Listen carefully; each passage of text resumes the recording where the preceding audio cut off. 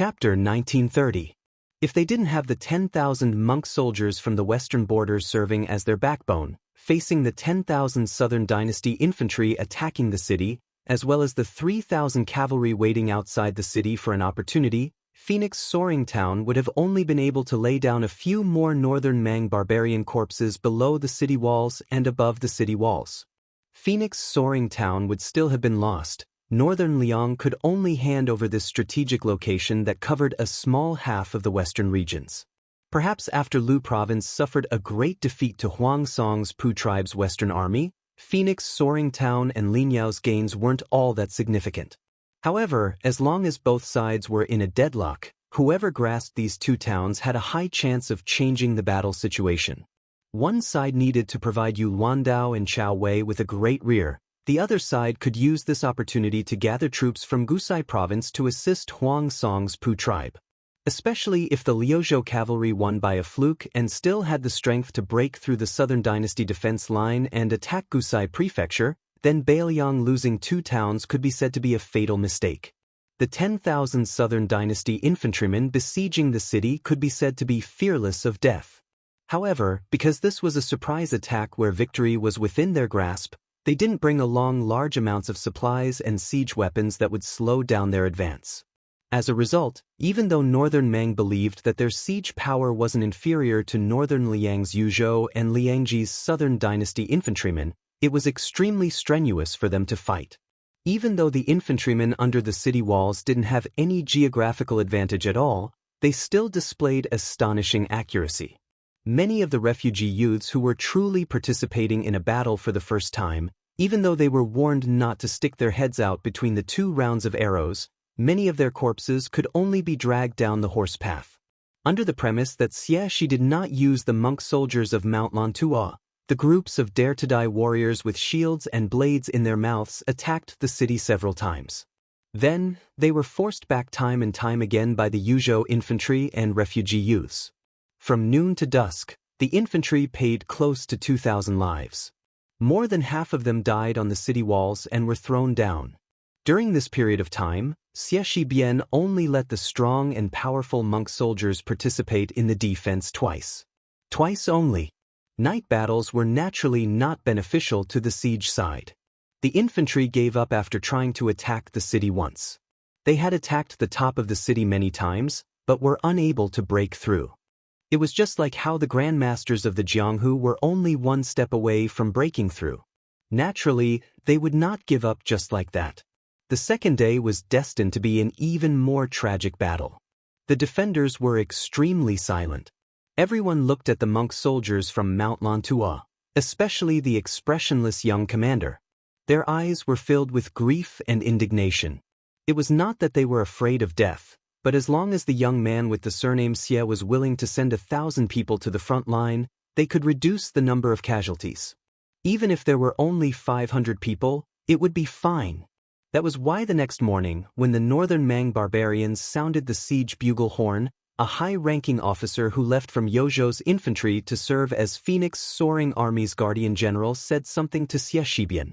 Then, that middle-aged man whose shoulder was already penetrated by an arrow yesterday personally drew his blade and hurried to the battlefield. He had said that with a smile. "General Xie, don't worry.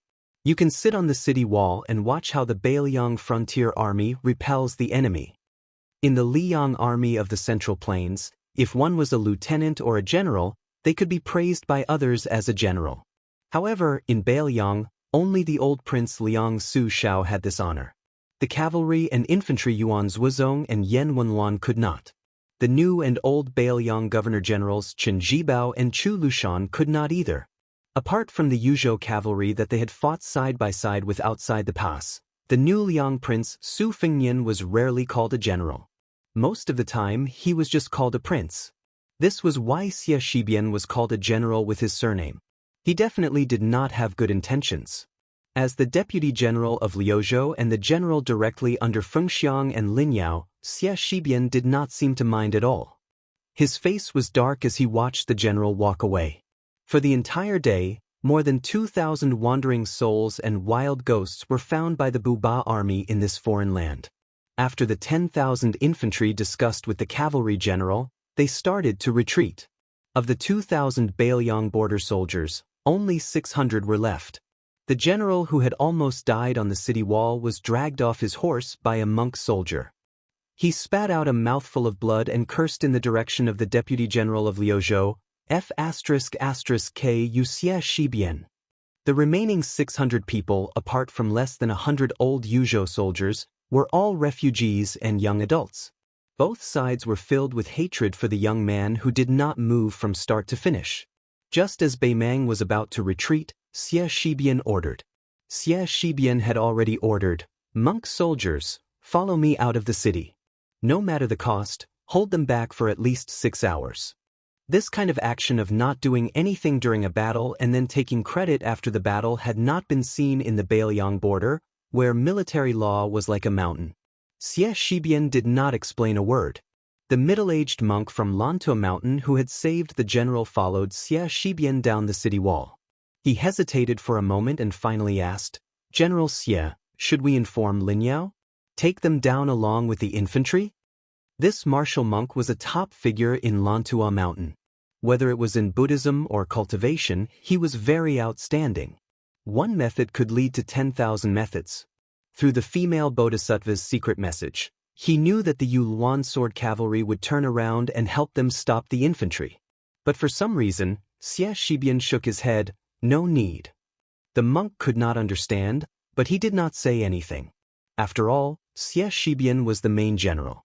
The middle-aged monk had personally experienced the terror of Bailiang's military law. No matter how dissatisfied the 2,000 infantry were, no matter how close Xie Shibian was, they still fought to their deaths. He was just full of doubts. He had only heard of generals on the battlefield since ancient times. Other than a small group of people in history who were afraid that their achievements would shock the emperor, there were only a few who thought that their achievements were not great enough. This young man surnamed Xie was very strange. After Xie Shibian led the monk soldiers out of the city, he turned his head to look at the ruined city wall of Fengxiang and muttered to himself, "Refugees, refugees, people of Liuzhou, exiled people? Sir Li, you are so ruthless in your use of troops, so amazing in your use of troops.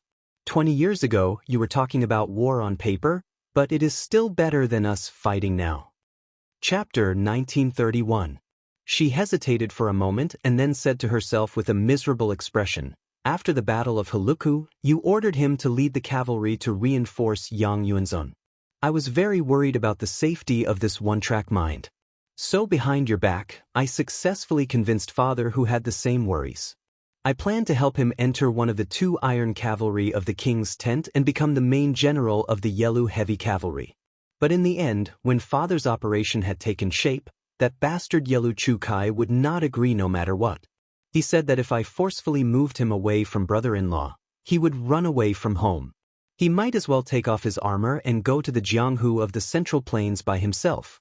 Dong Zhuo clenched his fists. "I only know about this now." Dong Zhuo looked into the distance. "But if I had known earlier, and if Yelu Chukai had agreed, I definitely wouldn't have stopped him. But if he didn't want to leave, I wouldn't have persuaded him." Dong Zhuo continued, "The men of my Dong army are the most sought-after soldiers in the entire grassland. No one is worried about their future. As long as they want to move, they will at least be promoted by 1 rank. However, after so many years of bitter battles, only a few outsiders have tried to join the Dong clan's army, taking pride in being a soldier of the Dong clan's army. No one has ever chosen to leave this army." Dong Zhuo suddenly smiled and corrected himself. "I was wrong. In fact, there are a lot of people, just like my brother-in-law, who died in battle. The men of the Dong family rode on swords and spears, dying on the back of the horse. Don't cry your heart out. Don't let your children be Dong family's men." She suddenly walked towards him and hammered his chest. In the end, Dong Zhuo, who had thick skin and iron armor, didn't feel anything. Her fist was instantly red and swollen. After that, she didn't cry or make a fuss. She took a deep breath and said softly, "Don't die in Huayang Pass. Don't die in Beiju City. If you really want to die, die in the South Sea of the Central Plains, which is the furthest from the grassland. That way, I won't be upset." Dong Zhuo grinned. "But..." She turned and left. I'm going back to Norland. You don't have to send me off. Perhaps it was the same as the little girl, Tao Manwu, who had once said at a young age, I only regret not being a man. Otherwise, I would definitely be a marquis of 10,000 households. This Northern Mang commandery princess, who had made the Northern Mang empress laugh to her heart's content with these words, did not dare to cry in front of her. After she walked away alone, Diwu Fox said worriedly, Why do you insist on gnawing on Huayang Pass, such a tough bone without any meat? Isn't it better to leave it to Murong Baoding? His Majesty's left. If His Majesty. His. Too. After all, the men of the grassland were not aquatic plants that grew every spring.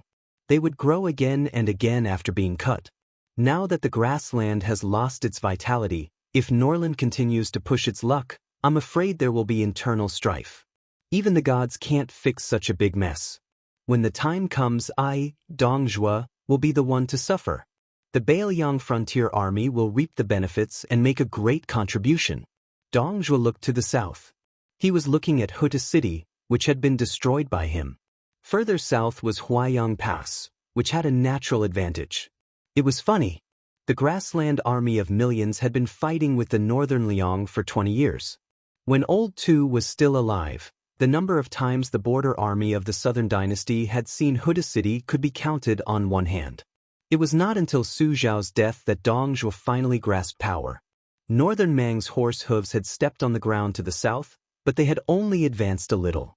But now, the 10,000 light cavalry of Bailiang's Yuluan Saber Division had followed the great Snow Dragon cavalry in the early years and once again entered the hinterland of the southern dynasty. Dongjue pointed to the south and said to his wife, In the Huayang Pass, there is a fatso who is fatter than me. It is said that the Liyang imperial court has always claimed that the battle between me and Fatso Chu was over. This Tu's adopted son said some rebellious words, saying that the world's cavalry was only divided into the Su family's iron cavalry and all the other cavalry forces. In fact, the truth was not like that. It was just that the Bailiang frontier army was so conceited that they gladly accepted the Liang civil official's slander and took it as a compliment. Dongjue did not retract his arm and kept pointing to the south. With a gloomy smile, he slowly said, Chu Lushan did say some words at that time. I remember that guy was sitting high on the horse and pointed the tip of his iron spear at me. He laughed and said, I heard that you are called Dongjue? My adoptive father had some concerns and could not use his full strength. Therefore, Chen Jibao and Yuan Zhuozong were too lazy to play with you. I, Chu Lushan, had nothing to do and came to fight with you. Otherwise, with your little ability and your lousy troops. Dongjue did not speak for a long time. The fifth fox curiously asked, What happened next? Dongjue retracted his hand and said resentfully, Then, I was seriously injured and fainted. Dongjue seemed to feel a little embarrassed. He lowered his head and made a face at the little girl Tao Manwu. The little girl, whose face was full of tears, clenched Dongjue's wrist tightly. She was not amused. Instead, she was about to cry. The little girl looked up and choked with sobs, Uncle Dong, don't die. In the mind of this child with a rough life, she was like a jinx who always killed the people closest to her, from her father Tao Qianji to Yelu Chukai. Who would be next? So she was very scared. Dongjue squatted down and stretched out his big hand that was full of calluses and used to wiping the tears of the little girl. Little Manwu, don't cry. Bad people like Uncle Dong have the longest life. Even the king of hell is not willing to accept them. Hearing this, the little girl's tears flowed down even more. Because in her mind, Uncle Dong had always been the second best person in the world, after her father. And the guy who was once regarded as the best person in the world could only be quietly lowered to the second. Dongjue did not know how to persuade her, so he let her sit on his shoulder. After standing up, they looked to the south together. Dongjue said softly, Don't worry, Uncle Dong will take you to see him for the last time. Tao Manwu put her little head on Dongjue's big head.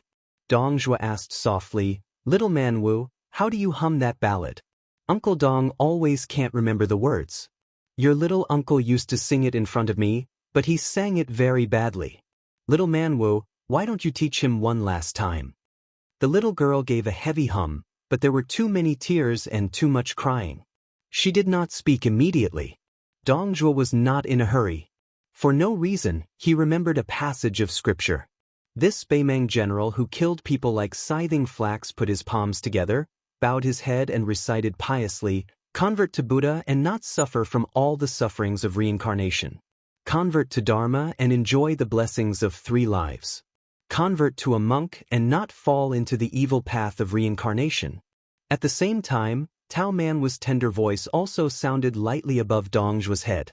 "The grass grows next year, the geese go and come back. The spring breeze blows this year, will the young master return? The green grass on the green flagstone, the man in green on the green flagstone bridge, humming the tune of Jinling, whose daughter bows her head and smiles. The yellow leaves fall this year, year after year. The autumn wind rises next year, will the wife be there? The yellow flowers in the yellow river flow yellow, the yellow flowers in the yellow river city fluttering yellow butterflies. Whose son's sword is in the sheath? The sword is still in the sheath. The young master has not returned." For many people who were still alive on both sides of Liangmang, this was the case. However, perhaps in the eyes of the Central Plains, the 3 kings rebelled together. Their war seemed to come for no reason. It was just those Bailiang barbarians and Beimang barbarians. The deaths there were justified and justified. On the yellow sand of the Longyan plain, the fat man who was still carrying little Manwu on his back put down his palms and said in a low voice, "Chu Lushan, since you want to die, then I will generously accept your 300 pounds of meat." The Huayang Pass, which controlled the main road to the south, was divided into inner and outer cities. The overall terrain increased toward the south, especially the inner city, which was built on the cliff and the city walls were made of stone. When Bailiang built Huda City, the most magnificent city outside the Northwest Pass, most of the stones were taken from the Zonglong Mountain in Lingzhou. Later, they found that there were still 30 to 40% of the huge stones left, so they moved them all to Huayang Pass, which was far from its current scale at that time. After more than 10 years of continuous reinforcement and accumulation, a large number of weapons and provisions were stockpiled. As long as the outer city was not lost, there was no need to worry about the water source. Huayang Pass was less strategic than Huda City and harder to break through. In fact, it was more difficult than Huda City, which was the first city at the border of Liang before North Resisting City was built. Therefore, when Chu Lushan insisted on building the protectorate office in Huayang Pass, which was far away from Liangzhou City, Su Fengyan did not have much objection. But after the shattered Huda City lost its defensive significance, Su Fengyan and Mount Qingliangshan both requested that Chu Lushan retreat to North Resisting City, but Chu Lushan still insisted on defending Huayang Pass to the death. It was hard to imagine that this valiant general who had led more than 1,000 cavalry to conquer Shu, who had led more than 8,000 Yelyuo cavalry, had maintained a low official rank after taking root in Bailiang without any complaints, wholeheartedly living a life of luxury and extravagance. He claimed that he liked fine wine, beautiful women, gorgeous clothes, great horses, famous cards, strange flowers, and luxurious travel. After he became the Protector General of Bailiang, he suddenly changed his position and remained motionless outside the barren and desolate pass. Perhaps after the death of old man Su Shao, there was no one in the world who could truly see through this treacherous and evil fatty. On a tower in the inner city of Huayang Pass, a fat man as fat as a small mountain rested his hands on a quiver of arrows, saying nothing. He had enemies all over the world, but he had no friends. He rubbed his neck and said with a smile, "What a great head." Chapter 1932. The sky was high and the ground was wide. The clouds hung low as the sun set in the west. The sunset glow was especially dazzling. There were less than 100 riders galloping north. It was as if their heads were covered with the most beautiful and bright Sichuan brocade. When this group of horses approached the military town of Grave, there were still a few northern Mang horsemen who stopped their horses on the high slope. After weighing the disparity in numbers between the two sides, in the end, they didn't charge forward to kill. Earlier, the crossbowmen of Liang province had truly struck fear into the hearts of the northern Mang horse guards. Not only were the 3 elite scouts almost completely wiped out, even the commander of the Ruan cavalry, Hong Jingyan, and that relative of the imperial family, Yelu Chukai, had fallen on the battlefield. Although the Southern Dynasty had already received news that all the crossbowmen had been transferred to the battlefield of Liuzhou, once bitten, twice shy. They did not dare to let down their guard. One of the main generals of Beimang's southern expedition, the head of the Orange Province, Murong Baoding, had strictly ordered his riders to retreat when they encountered the enemy. He did not care about the crime of retreating without fighting. Those who dared to engage in battle without permission would suffer 1 casualty per troop. Afterwards, the leader of each troop would be beheaded. If 3 or more people died per troop, the leader of each troop would be beheaded. The 100 or so cavalry that did not wear the armor of the Northern Liang Border Army also did not pay any attention to the groups of scouts from Orange Province who had retreated after smelling the scent of blood. They continued north without stopping, and did not have any intention of entering the military town of Grave Tomb. They continued north along the perimeter of the military town. In this strange cavalry formation of 2 riders side by side in a long snake formation, there were about 80 riders. All of them carried swords and urged their horses forward. Clearly, they were not the Beiliang frontier army who would not take out their sabers without permission.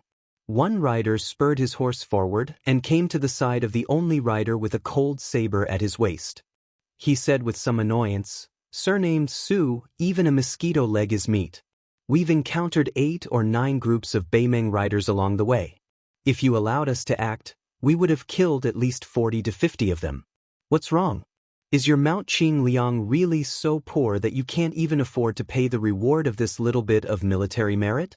Even if we take a step back and let's say we owe them the money first, killing 40 to 50 Beimeng scouts will probably save some of your Liangzhou cavalry. How did you become the king of Beiliang?" Su Fengnian continued to look to the north without slowing down his horse. He explained patiently, "Dongzhu's army is about to attack Huayang Pass. If we delay here for a moment, Beiliang might." Wu Luding, the current sword crown of Wu family's sword tomb, interrupted the young vassal king and said, "Even if you arrived at Huayang Pass earlier, could you move the entire pass to North Reject City? Huayang Pass and the Protectorate General don't have legs. They can't run away. After all, after you became a great grandmaster, you became arrogant and looked down on those weak people. You only have eyes for people like Tuoba and Hong Jingyan. Otherwise, you wouldn't be willing to fight, right?" Not far behind them, a Wu family swordsman said in a strange tone, "A great grandmaster should have the demeanor of a great grandmaster. His Highness is arrogant and has his own confidence. What's wrong with that? A land immortal can stomp hundreds or thousands of ants to death. Wouldn't he be afraid of dirtying the soles of his shoes?" Wu Luding rolled his eyes. He didn't want to argue with the Xiong Ho behind him. He couldn't help it.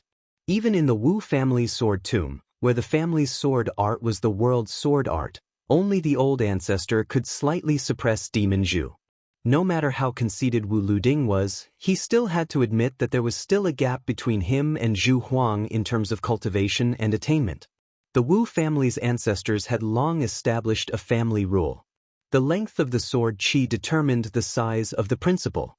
Although Wu Liuding's skin was not thin, he didn't go to the extent of arguing with Zhu Huang. However, if Cui Hua, who carried the ancient sword Su of Gojoseon, was willing to join forces, Wu Luding was confident that he could beat Demon Zhu into a pig's head. Unfortunately, Cui Hua was a sword attendant.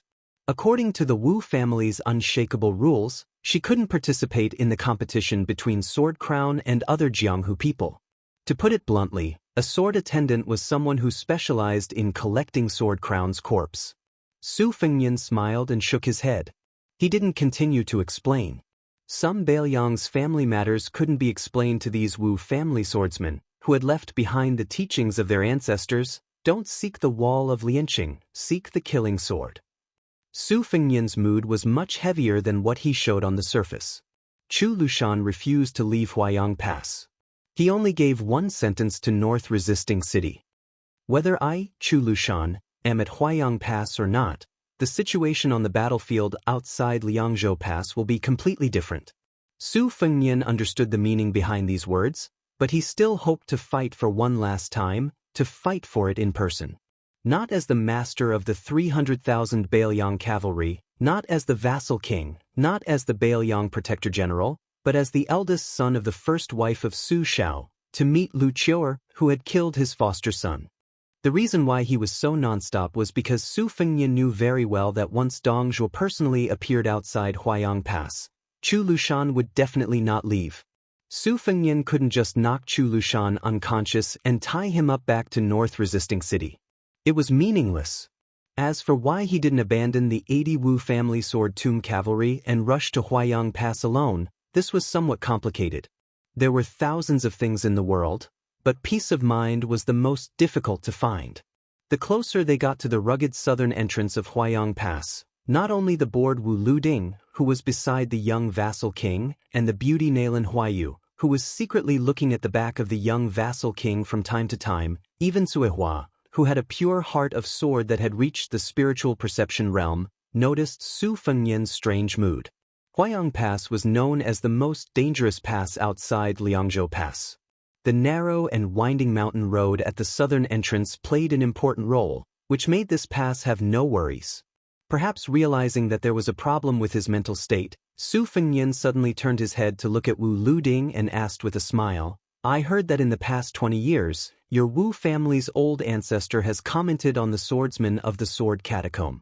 Other than Deng Taie, who has the strongest innate killing intent, Zhu Huang has the heaviest killing intent, and Suihua has the deepest killing intent. Then you, Wu Luding, as the sword crown?" Wu Luding said with a shameless face, "Me? Obviously, I have the best bone structure and the highest talent."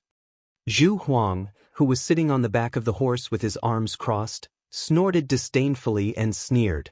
Su Fengnian said with a smile, "Wu Luding, don't bully me because I haven't seen the world.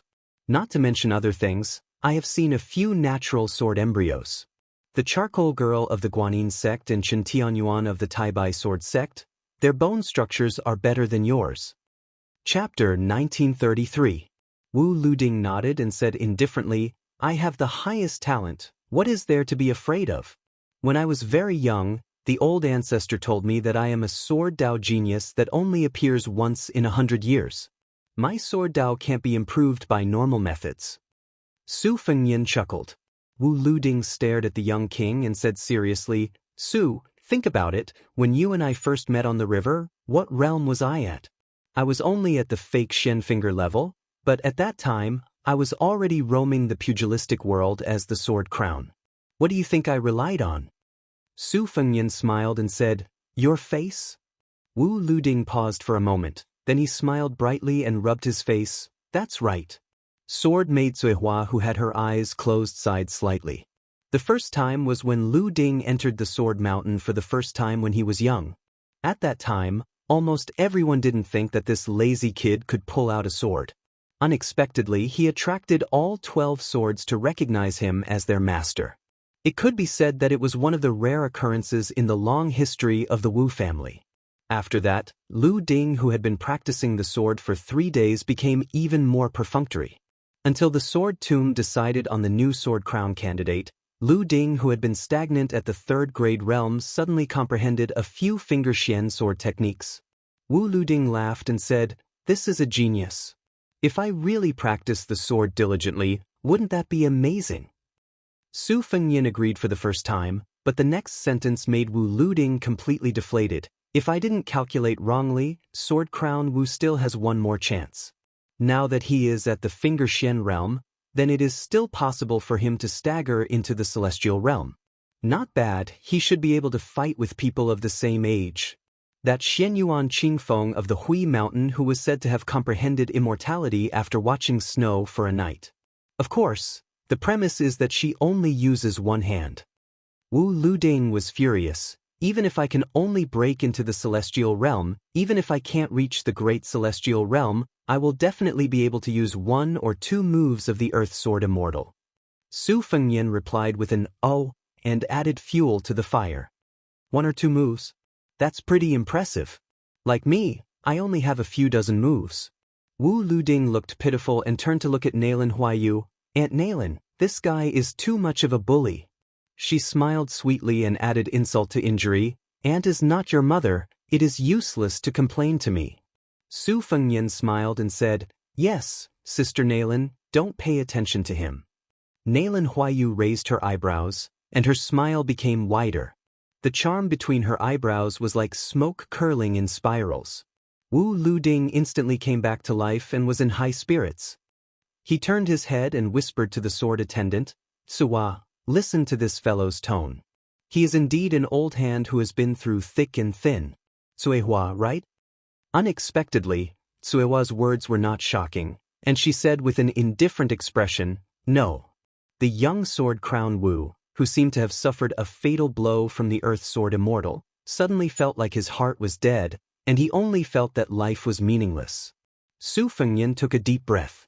They arrived at the south gate of Huayang Pass. If this time Beimeng Pass was attacked by Murong Baoding's troops, Su Fengnian would not have to come here at all. But the world was unpredictable. Dongzhuo came. Not only that, the number of Dong family's private army that was originally known in Liangmang had doubled. In the first battle of Liangmang, although Dongzhuo's private army did not suffer serious damage, it was not light. Moreover, the matter of Dongzhuo's private army had always been a joke in the Beimeng Southern Imperial Court. It was rumored that after the old woman met the little fatty who liked to call her sister emperor, she smiled and told him personally, "Fatty Dong, you can have a private army in the Southern Imperial Court, but don't mess around with 100,000 people. If you cross this line, it doesn't matter, I will promote you and let you go to Norland to be a general." No one knew if the rumor was true or false, but after that, Dongzhuo's cavalry and infantry armies were maintained at around 60,000 people and did not exceed 80,000 people at their peak. This time, when Dongzhuo submitted a letter to the Beimeng Empress requesting to attack Huayang Pass, it was as if overnight, 80,000 grassland cavalrymen had poured into the camp of the Dong family's private army. In addition to the 10,000 Ruren cavalrymen that the old woman gave him. The scale of Dongzhuo's private army had far exceeded that of all the generals including Tuoba, Huang Songpu and Lu Ge, and it was superior to Beimeng. Now, the two imperial courts of Xijing and Norland must be shocked and confused at the same time. Was this fatty Dong, who secretly possessed such a terrifying amount of wealth, going to rebel or not? At this moment, in the vision of the Wu family swordsman outside Huayang Pass, a fatty with a flattering face stood at the gate, like a small mountain standing in front of the gate. In the 20 years of war at the border of Beiliang, there was a different kind of person who was best at flattering. Li Gongda liked to flatter Su Shao, and his skill had reached the point of perfection. There was a fatty who won the title of Chu Basha in poetry, and he liked to flatter His Royal Highness, and did whatever he could to disgust him. Su Fengnian dismounted from his horse, and Chu Lushan naturally helped to lead the horse, his movements skillful. In the dusk, the two entered the city first. Su Fengnian did not speak. After a moment of silence, Lu Qiu said slowly, "I am very at ease, and I ask that your highness be at ease." Su Fengnian looked ahead and said softly, "It's very difficult." Chu Lushan stopped and said to himself, "To be honest, this world has always made me, Chu Lushan, very unhappy." Inside the city gate, the vision was dim. Chu Lushan stopped, turned his head and smiled. "Because this world made my most respected adoptive father and adoptive mother, their son, unhappy." The young king also stopped and remained silent. Chu Lushan couldn't see his face clearly, and he didn't want to see it clearly, so he turned his head again. Just like that, the two of them stood still in the dark. Chu Lushan suddenly said in a deep voice, "Don't send me off. Chu Lushan has fought countless battles in this life. Every time I bring someone to die, I don't need anyone to send me off, and I don't want anyone to collect my corpse." Chu Lushan strode forward, walked out of the city gate, and looked up at the sky. He had flattered the young man many times in his life, and said countless words of flattery.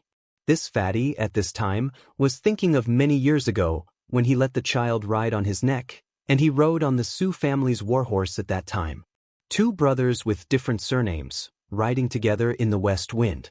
The fatty, who had his back to the young man, whispered in his heart, "Xiaoyan, I am Chu Lushan's younger brother. You and I don't need to see each other again." Chapter 1934. Since ancient times, there had been a poem about the Northwest being filled with energy. Today, the west of the Northwest was even more so. The Deputy General of Liuzhou, Xie Shi, personally led 10,000 monk soldiers out of the city. He did his best to slow down the Beimang infantry and the 2,000 Nanchao border cavalry as they retreated to the north. He did not go all out to kill. Once the Beimang army turned around and got into a charging formation, the monk soldiers also got into formation and did not move. They were like a rich man entertaining his guests. They prepared enough wine and waited for the guests to arrive. The infantry, who had suffered heavy losses in the attack on the Phoenix military town, quickly realized that the situation was not good. After all, there were still 6,000 soldiers in the infantry who could fight. Along with the 2,000 cavalry who came and went like the wind from the side, they had more initiative to fight or retreat. The commander of the infantry was born in the biting Shui way. Beimang established the country through martial arts. Relying on family background and military merit were the two most important paths to promotion. To be able to become one of the 3 generals of the infantry, he might not be a genius in the art of war, but he was definitely not a mediocre person who relied on his family background to gain power. The defense of this Phoenix military town was filled with a treacherous aura. Clearly, from the very beginning, the defense could have been even more impregnable, but that commanding general was clearly whetting their appetites on purpose.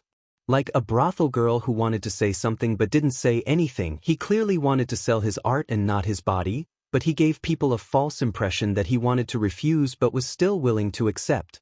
This caused the infantry soldiers who were slow to realize the situation to leave 4,000 corpses for nothing. Then the 10,000 monk soldiers were biting their tail. It was not hard to guess the reason. It was definitely a cavalry from the Beiliang border army that was about to arrive. As for who it was, the infantry generals could not figure it out. Logically speaking, the cavalry of Liuzhou should not have the time to stop them.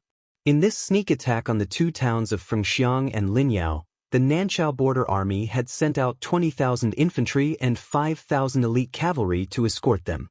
Even if they split into 2 groups, it was not something that the few thousand Beiliang cavalry could defeat. Furthermore, the cavalry of Liuzhou was already at a disadvantage. How could they send out a large group of cavalry to leave the main battlefield north of Qingcang City? Could it be the 2 Beiliang light cavalry units that bypassed many military towns and forts and drove straight into the hinterland of Gusai Prefecture? But the problem was, how could they get back to the border in time? Could it be that these 2 weak military towns were bait from the beginning? But this was even more unreasonable. Even he, a foot soldier generals, didn't know where to go after receiving Huang Songpu's order to leave the encampment at top speed. He only went all the way south. It wasn't until he crossed the Liangmang border that he learned he was going to launch a surprise attack on Fengxiang Linyao. During this period of time, the confidential spying report in his hands said with certainty that the 20,000 monk soldiers of Mount Lantua should have passed through Fengxiang Linyao and headed straight for Qingcang. Or was there really an immortal who could predict the future in Mount Qingliang and the Protectorate General's office in Beiliang? Faced with the relentless attacks of the 10,000 monk soldiers of Mount Lantua, the foot soldier generals felt extremely sullen. If they really didn't care about anything and fought to the death, they had no chance of winning. They were just waiting for death, waiting for Beiliang's cavalry to arrive and cut off their heads. But if they didn't fight, those bald monks who were shockingly strong and didn't fear death were really unscrupulous. Every once in a while, there would be 200 to 300 monk soldiers who didn't care about the exhaustion of their physical strength. They would take up the role of daredevils and viciously bite their butts. The most annoying thing was that before the monks of Mount Lantua left the city, they had probably emptied the armory of Fengxiang Linyao and brought no less than 2,000 light crossbows with them. From the number of arrows in the monk soldiers' quivers, there were no less than 40,000 to 50,000 arrows. In terms of accuracy, it was considered sparse and ordinary. It couldn't even compare to the bows of the grassland men riding on the bumpy backs of their horses. However, the strength of the infantry formation was always in the word density. In addition, the monk soldiers were all strong and sturdy. Each of them pulled their bows like a full moon. What accuracy did they need? The most terrifying thing was the fighting style of the young Liuzhou general. He was able to leisurely pull out the 40,000 to 50,000 arrows from the corpses or pick them up from the ground and put them back into the quivers one by one. This made the 2,000 elite cavalry of Mount Lantua, who were unwilling to wait for death and had launched 3 rounds of charges, unable to fully utilize the innate advantage of cavalry in field warfare. As for slowly nibbling away at the monk soldiers, that was even more impossible. The range of a horse bow was inferior to that of a foot bow to begin with. Furthermore, this southern border cavalry was fully equipped with light armor and light bows. In the end, the main general of the foot troops helplessly discovered that although there were still a considerable number of 1,600 cavalry left on his side of 2,000, the monk soldiers of Mount Lantua had actually gathered more than 200 warhorses. After they mounted their horses, it was as if they had suddenly gained more than 200 riders. This battle almost made Bubazu generals spit out blood. That Liuzhou general who didn't personally charge into battle from the beginning to the end was too disgusting. In the end, he couldn't delay any longer.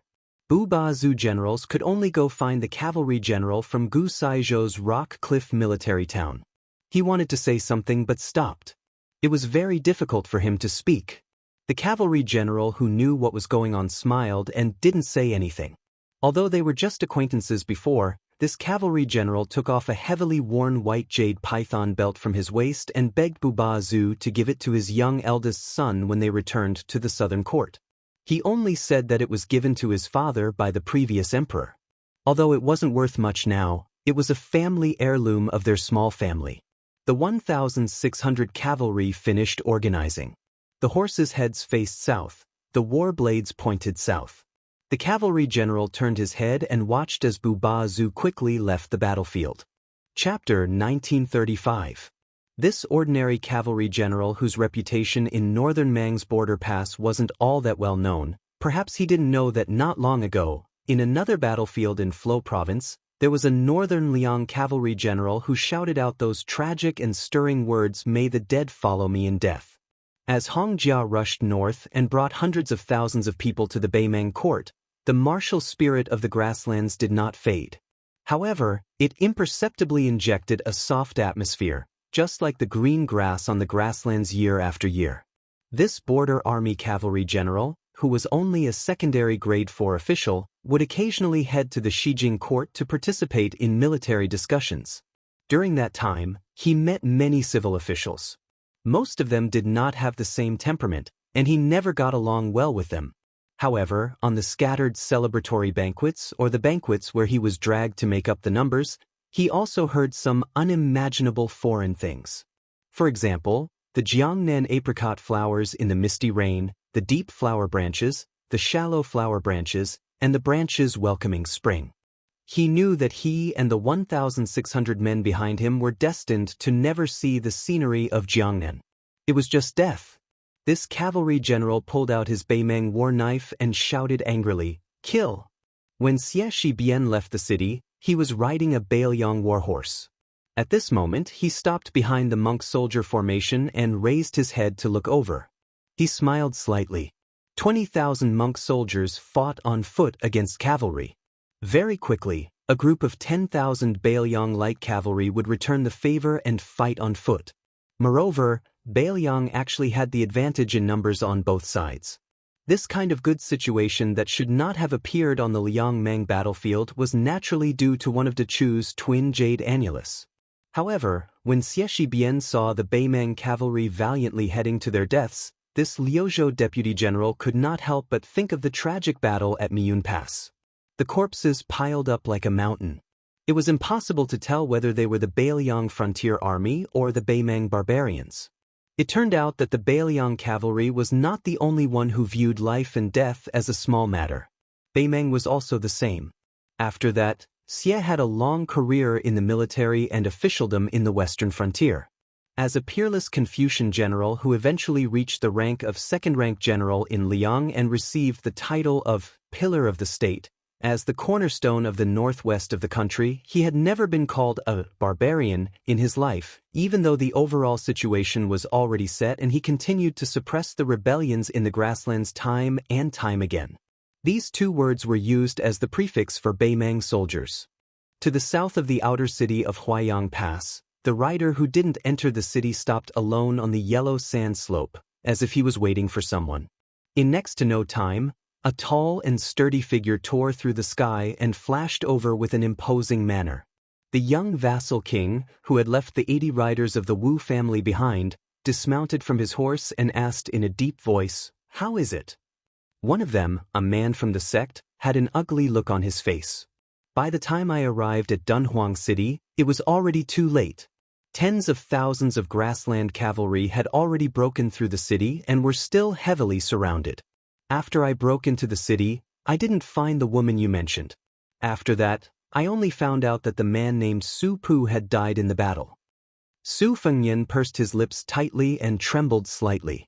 Su Pu, a man he once called Uncle Su when he was young. Like Wu Qi, he was the first cavalry general of the Su family. His seniority in the army was even higher than Chen Jibao, Yuan Zhuozong, and Chu Lushan. Huyen Daguan, who had secretly sneaked into the grassland of Beimang, hesitated. It seemed that there were some words on the tip of his tongue that were difficult to say. Su Fengyan smiled bitterly. "Is there any worse news than this?" Huyen Daguan was silent. Su Fengyan calmly said, "Say it." Huyen Daguan breathed a sigh of relief. That old woman gave the order to the cavalry that besieged the city. No matter if Dunhuang City was fighting or surrendering, when the city was broken, they should kill anyone they saw. Su Fengyan slowly loosened the reins of the horse. His figure instantly disappeared. The next moment, there was a loud bang on the high slope. Huyen Daguan stood in the north of the hillside and shook his wrist casually. The young king stood on the edge of the hillside in the south. There was a sudden gully between the two. Huyen Daguan said expressionlessly, "There are at least 30 to 40,000 Beimang cavalry waiting for you to walk into the trap. In addition, there are hundreds of spiderweb spies who are personally led by Li Mibi. They are all waiting for you." There was another thunderous bang. Huyen Daguan maintained the posture of hammering forward with his fists and said sternly, "Su Fengyan, don't you know that the reason why there is no definite news about that woman is because the old woman and Li Mibi deliberately lure you to die? Can't you see through such a crude method?" In an instant, the loud bang was far louder than the previous two. Huyen Daguan almost used all his strength to push back the young man who was determined to go north. Huyen Daguan coldly said, "Since you can't reason with your mouth and you don't listen anyway, that's fine. Although I, Huyen Daguan, may not be able to defeat you, but it is not difficult to fight half to death. I want to see how you, Su Fengyan, will enter Dunhuang City." Perhaps it was because of the old saying of the Central Plains that one should not do things more than 3 times was true. The young king no longer continued to rush to the north. Instead, he slowly walked to the north of the high slope and stood side by side with Huyen Daguan, one facing north and one facing south. The young man squatted down with his hands in his sleeves and quietly looked to the north. Huyen Daguan comforted him, "If you don't show up, she will have a chance to live. Do you understand?" The young man nodded. "I just figured it out." Huyen Daguan was relieved. If he really wanted to have a life and death battle with this young man, he was really afraid. There was no other way. He, Huyen Daguan, was an old man with a family to feed. Huyen Daguan, who was in a complicated mood, could only sigh. The young man's lips moved slightly and whispered, "Don't say that I'm so poor that my sleeves carry the wind. Don't say that when I am sleepy, I have no place to sleep. Don't say that when I am thirsty, I have no wine. Don't say that my life is not happy. I have a 3-foot sword hanging at my waist. There is no one as lucky as me in the world. There is no one as lucky as me." Chapter 1936. Su Fengyan and Huyen Daguan took a detour in the middle of the night and entered Bibei City from the south gate. The general's mansion was still brightly lit, the stream of people weaving in and out. Most of them were in the prime of their lives. Compared to the ordinary northern Liang border army soldiers, they had a bit more scholarly air. They did not wear armor, nor did they wear military officer's uniform. Most of them wore scholar's green gown, but every one of them had a cold saber hanging from their waist. Moreover, hanging from their waists was a small and exquisite seal ribbon made of green jade. This group of people had a complicated background. Some of them came from Song Dongming's mansion in Mount Qingliang, which was known as the Dragon Gate in Beiliang. Some of them were young scholars who were recommended by famous scholars such as Huang Chang Wang Shihua. Some of them were young military officers who were transferred from the border army of Liangzhou and Yuzhou. The oldest one was in his early 40s, but there were fewer of them. Most of them were in their 30s, and young men were also not rare. These people had one thing in common. Whether they were born in Beiliang or not, they were all well-educated since childhood. Most of them were interested in the art of war. Due to the special status of the military counselor, it was difficult to determine their official rank. After weighing the pros and cons, the deputy administrator of the northern Liangdao, Song Dongming, and the provincial governor of Liangzhou, Bai Yu, the two leaders of the civil officials, both agreed that for the time being, these young men would only act as white robes and act as counselors in the northern city manor. However, they would still be able to receive a salary equivalent to that of a county magistrate in the Liyang imperial court.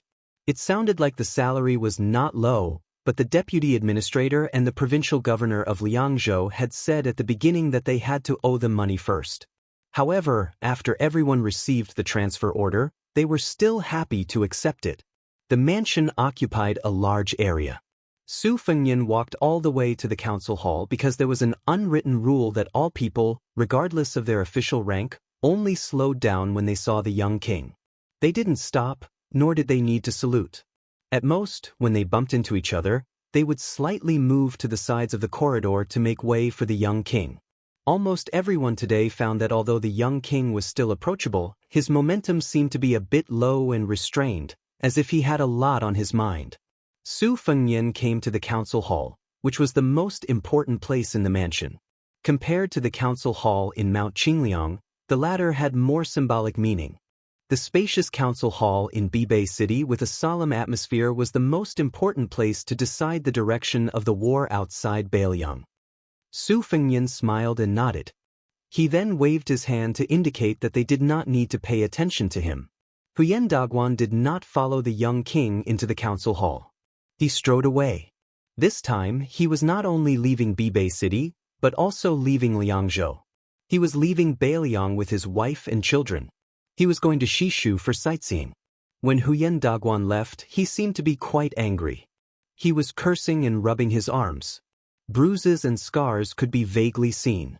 It turned out that on the way back to the south, the young king, who had clearly said that he had thought it through, flew to the north twice without warning.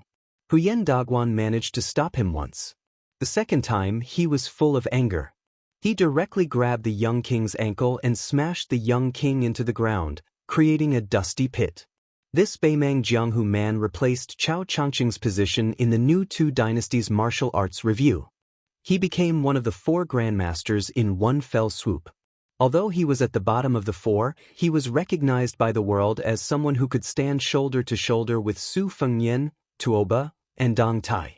He could not be regarded as an ordinary Earth Immortal. This year's Martial Arts Review added that although the number of Earth Immortals in Jianghu was slightly less than the last era of Wulin led by Wang Xinji, the strength of these Earth Immortals and their high realms was a grand scene that had not been seen in 1,000 years. It could be called the most glorious period of Jianghu in 1,000 years. After this trip alone to Dunhuang City to inquire about information for the young king, Huyen Daguan thought that he had settled the old scores with Su Fengnian. The matters of the previous life were settled in this life. In the future, they would be responsible for their own lives. Of course, Su Fengnian did not ask Huyen Daguan to stay. Yuan Zhuezong, the commander-in-chief of Beiliang Cavalry, walked into the conference hall with his saber. Girl He and Su Ying in the red robe were squatting on the left and right sides of the threshold. Ordinary people would not have the courage to cross the threshold between them. Seeing the young king standing alone in front of the long table and looking down at the border map of Liangmeng, Yuan Zhuezong was not surprised at all. He walked slowly to Su Fengnian and said softly, "When Chu Lushan was stubborn, even the general could not persuade him. Only when his adoptive mother spoke, Chu Lushan was willing to listen to her." Yuan Zhuezong thought of an old story and could not help smiling. In fact, when we just settled down in Beiliang, the general intended to let Chu Lushan be the deputy commander of the cavalry.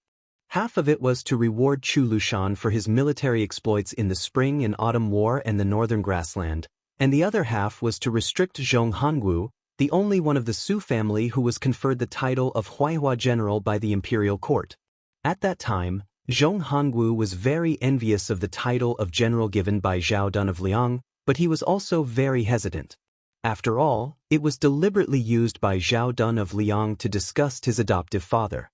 In the end, his adoptive father laughed and said that it was a second-rank official for free. Zhong Hangu accepted it with a clear conscience.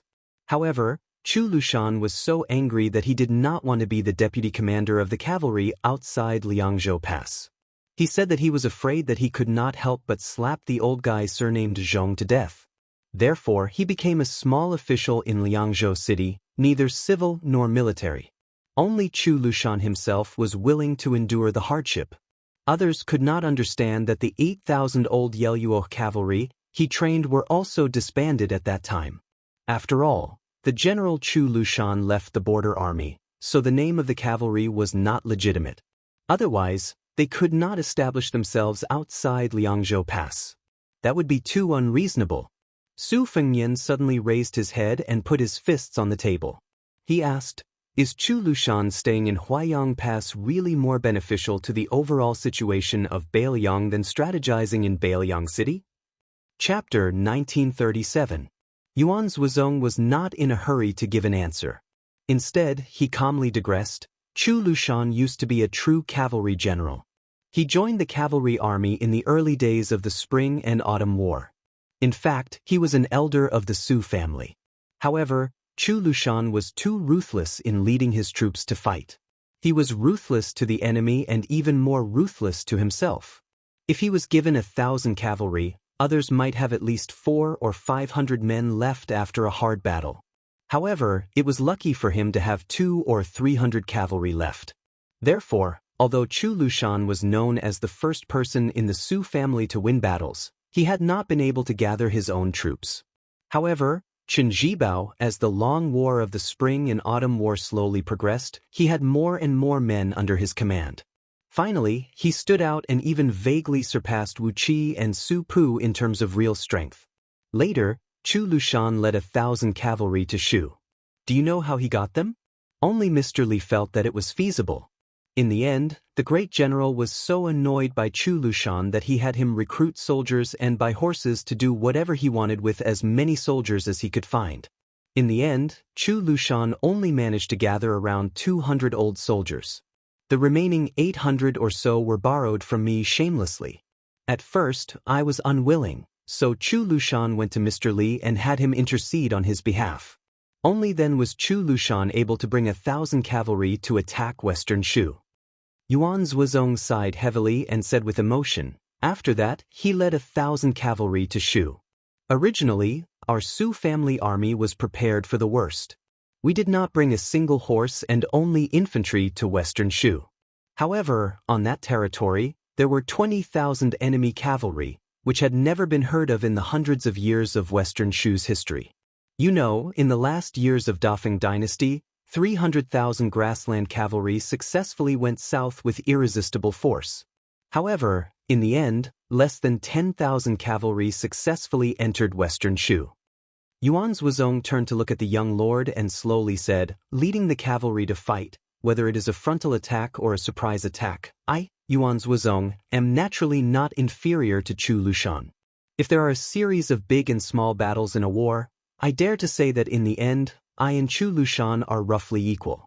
If you, Chu Lushan, can get a real general, then I, Yuan Zhuozong, will not only be a general.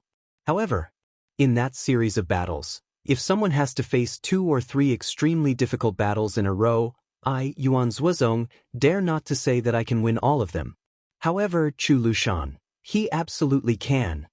Yuan Zhuozong continued, "I am afraid that not many people still remember that a long time ago, the general joked with Chu Lushan. He said that Chu Lushan was too much of a bastard. Although he won a lot of battles, how many people were left alive in the end? My old Su family's property cannot afford to be tossed around like this. So, you have to wait patiently. When I, Su Shao, have 100 or 200,000 cavalry under my command, at that time, It will be no problem to give them to you, Lu Qiu. Yuan Zhuozong laughed at himself. To be honest, when Mao Qing Liang decided to let me be the general of the cavalry and let Chu Lushan be the governor of Bailiang, I found him and wanted to exchange positions with him.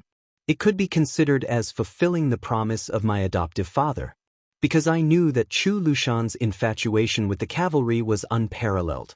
However, Chu Lushan refused at that time. He smiled and said to me, "I have been an insignificant official for so many years. How can I not be the governor of Bailiang when I have a chance to make a comeback?" Yuan Zhuozong calmed himself down. Yuan Zhuozong recovered his composure as he bent over and stretched out his hand to touch the defense line of Huayang Pass, Fuling and Liuya Heavy Tomb on the map. There's no cavalry in Huayang Pass. Because it's a natural stronghold, it's both an advantage and a disadvantage. It's impossible to have a large-scale cavalry. It's not difficult to hide 200-3000 light cavalries. However, in the Liangmang War, the cavalry in Huayang Pass is too inadequate and meaningless. It's better to put them in Fuling and Liuya military towns on the left and right flanks. The two towns have cavalry and infantry. Previously, hidden footwork was transferred to the west. Besides North Resisting City, they mainly transferred 7,000 Yuzhou province infantry to these two towns. As for the Heavy Tomb military town behind the defense line, it's always occupied by more infantry than cavalry. The reason why Chu Lushan did not want to leave was that he wanted to attract the most powerful troops of Beimang, Dongzhuo. He wanted his hundreds of thousands of elite private troops to stop and reduce the pressure on the cavalry of Liangzhou. No matter how difficult it was to attack Huayang Pass, it was not a border city like Huda City that the cavalry of Beimang could not go around. If the Beimang barbarians ignored it and directly attacked Fuling, Liuya, and Liuya Grave, especially when Huda City was lost, Huayang Pass would lose its strategic significance. Therefore, half of the questions that the prince asked before had been answered. It was the answer that Chu Lushan gave to Bailiang City. Whether he was in Huayang Pass or not, the situation outside Liangzhou Pass would be different. In the end, in the entire Bailiang, in all the Bailiang frontier army, only Chu Lushan could force Dongzhuo to fight Huayang Pass to the death. In this situation, if the cavalry of Liangzhou Pass were to fight against Murong Baoding's troops, even if the governor of Orange Province had Zhong Shuntong, Wanyan Jinliang, Helian Wei, and Wang Yong behind him, we would still not be afraid. Chu Lushan could even mobilize the cavalry of Fuling and Liuya to support the cavalry of Fuling and Liuya. However, Su Fengyan, who knew what Yuan Zhuozong was worried about, said softly, "I have left 80 swordsmen of the Wu family in Huayang Pass." When he heard this pleasant surprise, Yuan Zhuozong's face was filled with gratification. He nodded, his tone also becoming a bit more relaxed. "This is for the best. When the time comes, the battles outside the pass will definitely be extremely bitter. Northern Mang will definitely do their best to obstruct our military intelligence. Normal scouts or carrier pigeons won't have a chance to pass on military orders. With the help of 80 Wu family swordsmen, the burden on Chu Lushan's shoulders will be much lighter." Su Fengyan lowered his head and stared at the map of Huayang Pass again. He was lost in thought. Yuan Zhuozong suddenly asked curiously, "How did you know that the Yelu family helped Dongzhuo raise a large number of private troops in the northern grassland? And the number was so accurate?" Su Fengyan's face was gloomy. It was the last spy report from Dunhuang City on the border of Heshi Province. Yuan Zhuozong's face was solemn. He wanted to say something but stopped on second thought. Su Fengyan said bitterly, "In order to prevent our identity from being exposed, the whisk room cut off the contact with Dunhuang City early. Before this spring, there was only one spy report from Dunhuang City. Last time at the Longyan Plains, Tuoba Bodhisattva purposely revealed a piece of information. The old lady of Northern Mang ordered Helian Wei and a few prairie tyrants to besiege Dunhuang City. For a long time after that battle, until I left Mount Wudong, I had no way to travel north." Yuan Zhuozong carefully chose his words. "I thought that you would go to Dunhuang City on this trip to Huayang Pass. To be honest, I have prepared to lead 10,000 great snow dragon cavalry to bypass Beimang's army and enter Dragon Waste Province from the northeast. Then we will rush north to help you return." Su Fengnian suddenly raised his head. Yuan Zuozong smiled, although I will definitely scold you when I see you, it won't prevent me from taking risks. Su Fengnian lowered his head and looked at Dunhuang City on the map, lost in thought. Yuan Zuozong looked dignified. I don't know why you didn't go to Beimang in the end, but I have to be honest. If you really go, the best result is that you are lucky enough to return to Beimang City alive. My 10,000 great snow dragon cavalry and I are destined to die in Dragon Waste province of Beimang. The war outside Liangzhou Pass has already begun. You Su Fengnian have to make a choice. No matter what your original intention is, you are the king of Beimang and also a grandmaster of martial arts evaluation. No one can stop you. But the consequences are serious. It is not as simple as when you and I led the army to the Central Plains. Su Fengnian didn't explain anything. He just said to himself, of course I know the consequences. But I can't help it. I just want to go to Dunhuang City to take a look. Just like I know that I can't persuade Chu Lushan, but I still want to go to Huayang Pass to see him. Su Fengnian took a deep breath. Second brother Yuan, I let you down. Yuan Zuozong was stunned. Then he shook his head and smiled. Disappointed? I, Qi Dengua, and Chu Lushan are never disappointed. Su Fengnian looked at Yuan Zuozong in silence. Yuan Zuozong patted the young king's shoulder. The most difficult thing in life is to die without regrets. How lucky our Beimang cavalry is. Su Fengnian shook his head gently and said in a hoarse voice, there are only you and Chu Lushan left. I would rather you two live. Yuan Zuozong smiled and turned away without waiting for him to finish.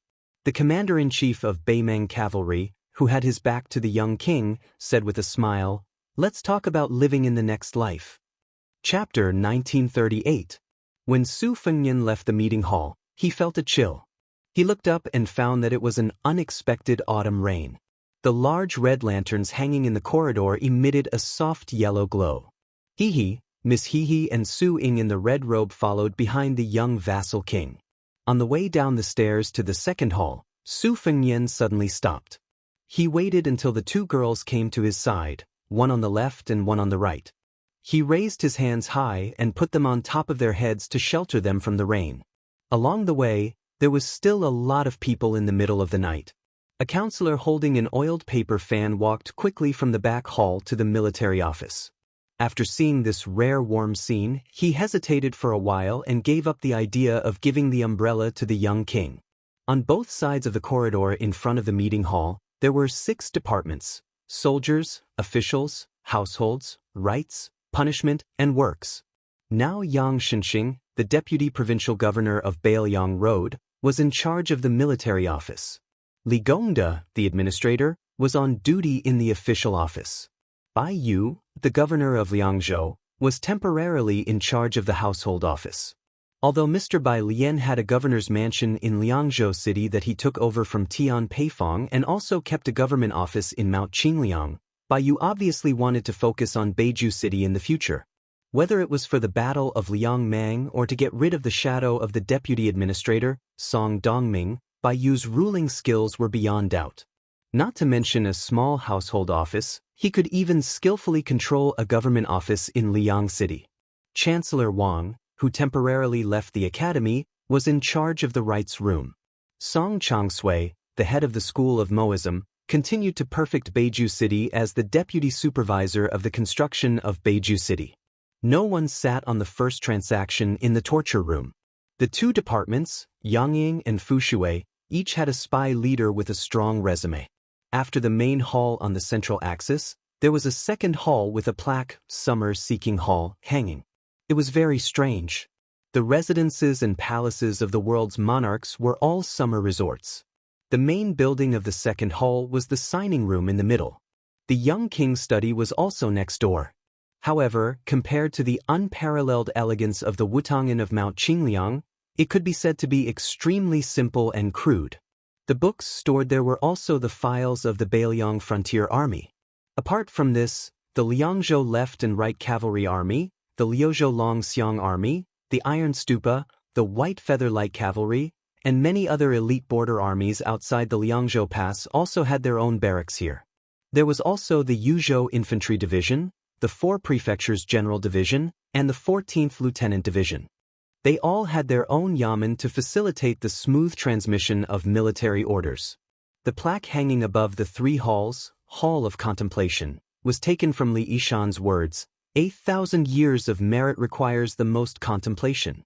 The couplet also came from this tide-listening pavilion strategist's famous words, I came here because I was fated with the common people.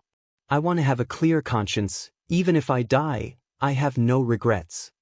More than 20 military counselors were stationed here, while the remaining 30 or so Bai aides, who wore the imperial seal ribbon, were on duty in the main hall's 6th room. They could come and go as they pleased. These blue-robed men's path of advancement was similar to that of Liang's imperial examinations and jinshi, but their duties were more like provincial officials in the Privy Council. The military counselor's roots came from the Liuzhou provincial governor's mansion. Yu Landao, before entering Yuzhou as a cavalry general, had a similar role. His position was low and his authority was high. This was the creation of one of the prime ministers of Liang, Song Dongming. In the First Battle of Liangmang, people related to this role also appeared in the Beimang border army. Not only did they pacify a large number of grassland bigwigs, they also greatly increased the military strength of the Southern Dynasty's border army. This was the work of the imperial tutor of Beimang, the Taiping Decree. Su Fengyan walked all the way to the 4th hall at the very back of the mansion. This was where he and his family lived. The Hall of Thought was separated from the 4th hall by a wall of flowers. There were more than 10 rooms on the left and right. The corridors, lintel, and beams looked ordinary, and the material was definitely not the wood of the imperial family like sandalwood. However, upon closer inspection, one could see that they were ingenious and the carvings were exquisite. It was said that the administrator Li Gongda had used the style of the Gangnamdo courtyard as a reference. Zhang and I, He and Su Ying lived here. If Su Beiji stayed in Beiqing, he would definitely have a place. As for the others, perhaps only Yuan Zuozong and Chu Lushan, the 2 adopted sons of the old Liang prince, had the qualifications to live here. This kind of thing had nothing to do with one's official rank or military merit. As a transport envoy, Su Beiji quickly went south to Lingzhou after hanging the horizontal board in Beiqing. In his words, when he was done with this, he would be busy for a while. At that time, the young king felt guilty and wanted to comfort him. However, just as he finished saying that he did not know whether to say it or not, Su Beiji, who was also the transport envoy and deputy Jidushi, bluntly said, "Then don't say it." This made the new king Liang, who had good intentions, feel sullen. However, he got used to it. When they arrived at the 4th hall courtyard, He went into the house and took a brand new oil paper fan. She pulled Su Ying, who was dressed in a red robe, and jumped onto the roof. The 2 of them huddled under a small umbrella and whispered. The night was quiet and the autumn rain was long. Su Fengyan saw that Jiang Ni's house was pitch black. He thought that she had already fallen asleep. Since he was not sleepy, he moved a chair to sit under the eaves. He leaned forward and reached out to catch the raindrops falling from the roof. Chapter 1939. This first autumn rain that covered the entire northern Liang did not stop. It was as if it would not stop until the fish were drowned. Jia and Su Ying probably felt that they couldn't wait for the moon to come out, so they floated back to the courtyard from the roof. Su Fengyan, who slowly turned around, smiled softly at the girl. There are 2 old spies from the Whispering Chamber in Western Shu. They will return to Bailiang in the near future. I will give you a gift at that time. Jia snorted expressionlessly, which was a reply that he got it. Only those who were most familiar with this heaven-class killer would find that her footsteps seemed to be lighter. Splash, splash, splash, splash, countless fine water droplets on the bluestone floor of the courtyard. Gazing at the young girl's footsteps from afar, the young king smiled and slightly narrowed his long and narrow eyes. His eyebrows were gentle. When the young girl and Su Ying closed the door, Su Fengyan still sat quietly on the chair. The chair was an old-fashioned wooden armchair that had been passed down from West Chu to the whole spring and autumn period. In fact, it was not comfortable to sit on, because the person who wanted to sit on the chair had to sit upright. Suddenly, a happy face peeked out from the door. Su Fengyan looked away and winked at her. At that moment, She smiled even more and closed the door completely. 1 night watch, 2 nights watch, 3 nights watch, 1 night watch, 1 night watch passed. Su Fengnian folded his hands in his sleeves and leaned back on the chair. From the beginning to the end, he looked up at the rain and was lost in thought. Suddenly, there was a slight squeaking sound. Su Fengnian looked in the direction of the sound and the corner of his mouth curled up. Jiang and I, who was neatly dressed, stepped over the threshold and passed through the rain. She stood beside Su Fengnian and didn't say anything. Su Fengnian stood up, pressed her to sit on the chair, and then squatted beside her. Su Fengnian looked at the puddles of water at the bottom of the stairs and asked softly, "When you were young, besides wanting to kill me for revenge, what else did you want to do?" Jiang and I pondered for a moment and said seriously, "I really want to have money to buy pen and paper so that I don't have to write in the snow with a tree branch in the middle of winter. I also want to have a bigger bed with soft bedding. I want to have a lot of thick clothes. I want to eat delicious almond biscuits until I'm full. I want to sleep in." Su Fengnian couldn't help but laugh. "You think too much." Jiang and I turned her head and glared at him. She had answered his boring questions so attentively, yet he still had the nerve to make fun of her. Su Fengnian smiled and asked, "Then guess what my childhood dream was?" The little mud man tilted its head and ignored him. His Royal Highness was a young man back then. Other than bullying and womanizing, what else did he think of? Oh, he even wanted to bully her. When she thought of this, she became a bit angry. Su Fengnian took his hand out of his sleeve and rubbed his cheek. He said helplessly, "Maybe I've mentioned to you before. When I was young, I wanted to be a hero and have a famous nickname. I wanted to be chivalrous in the Jianghu. But actually, even earlier, before my mother passed away, I wanted to be a scholar. I wanted to wear a scholar's robe and be full of strategies. I wanted to speak eloquently." Listening to Su Fengnian's chatter, the little mud man didn't feel annoyed. In fact, she didn't even feel sleepy when she went out. Su Fengnian pointed at the curtain of rain in the courtyard. "Doesn't it look like a waterfall without any momentum?" The little mud man only felt that it was strange. She curled her lips and shook her head. "I can't see it." Su Fengnian asked, "Have you ever heard of a famous writer's waterfall watching song?" The little mud man was even more confused. "No, whose article is it?" Su Fengnian smiled. "Anyway, I admire this scholar the most. It's a pity that you haven't heard of this poem." Knowing that this little mud man didn't have a good impression of all the scholars in the world, her curiosity was immediately aroused. "Who is it?" Su Fengnian didn't say who it was. He only said, "The waterfall of lotus flowers is green with smoke, the waterfall of bull is thunderous. Only the waterfall of 9 flowers is not strange in the waterfall's spine, like a celestial being lying on his side. Its power can stretch out 94,000 feet, like a Dunhuang fairy skirt, releasing the 9 Milky Ways of the green sky, like the hair on the temples of an old general past his prime. When I came, it was raining ink, the 2 cliffs were tight and the wind was angry. The clouds rose and the flood washed away the traveler's path. I once watched the tide and the waterfall. Under the waterfall stood a white deer. Suddenly, the man and the deer looked at each other. South Tang, East Yu, or West Shu? After that, there was an old monk leading the deer away, and then there was the deer laughing. When the words were finished, the moon set in the west, the mountains and water were boundless. I only felt the smoke under the stone bridge, and the thunder was roaring. With the wind and rain of spring and autumn, it was mighty like a river." The little mud man nodded. "It's quite good." Su Fengnian smiled. "Right." Then the little mud man said, "Anyway, it's quite easy to read." Su Fengnian was a little hurt and sighed. The little mud man suddenly turned his head and asked suspiciously, "Could it be that you wrote it?" Su Fengnian rolled his eyes. The little mud man suddenly said, "I knew it. It's definitely not written by you. You only know how to buy poems and articles. The most abominable thing is that you never know how to bargain." The young king was a little depressed at the moment. The little mud man looked down at the side of his face and felt a little guilty. Then he said, "Was it really written by you?" Su Fengnian nodded gently. She comforted him with a serious face. "It's not bad. At least you've written a decent article in your life. Su Fengnian grimaced.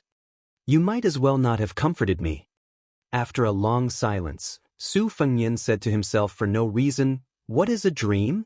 It's like a child hiding in a distance and making faces at you, and that naive and naughty child will never grow up. Jiang and I thought for a moment. If it were me, I would catch the child and beat him up. Su Fengnian said calmly, but I can't catch him. Chapter 1940. There were many reports of victory in Liuzhou. First, Ko Jianghuai joined forces with the Dragon Elephant Army to attack the Huang Songpu tribe's main camp. Not only did they successfully enter the camp and annihilate the supply camp, they also managed to kill Wanyan Yinjiang's elite cavalry. After which, Xie Shibian seemed to have been possessed by a celestial being and was able to predict the future. He led the monk soldiers of Lantua Mountain to split into Fengxiang and Linyao. Not only did they successfully stop the sneak attack of the Southern Dynasty soldiers, but at the same time, Chao Wei's cavalry, who had already entered the hinterland of Gusai Prefecture, turned around and killed the remaining 6,000 soldiers and the Southern Dynasty cavalry that had been dragged into the mud by Xie Shibian's monk soldiers. After this battle, Chao Wei, who had already won the title of Chao Benlei, along with the Huang Songpu forces, who had suffered 2 losses, slowing down their speed, Xie Shibian also led the monks to assist Qingcang City. The situation in Liuzhou was really good.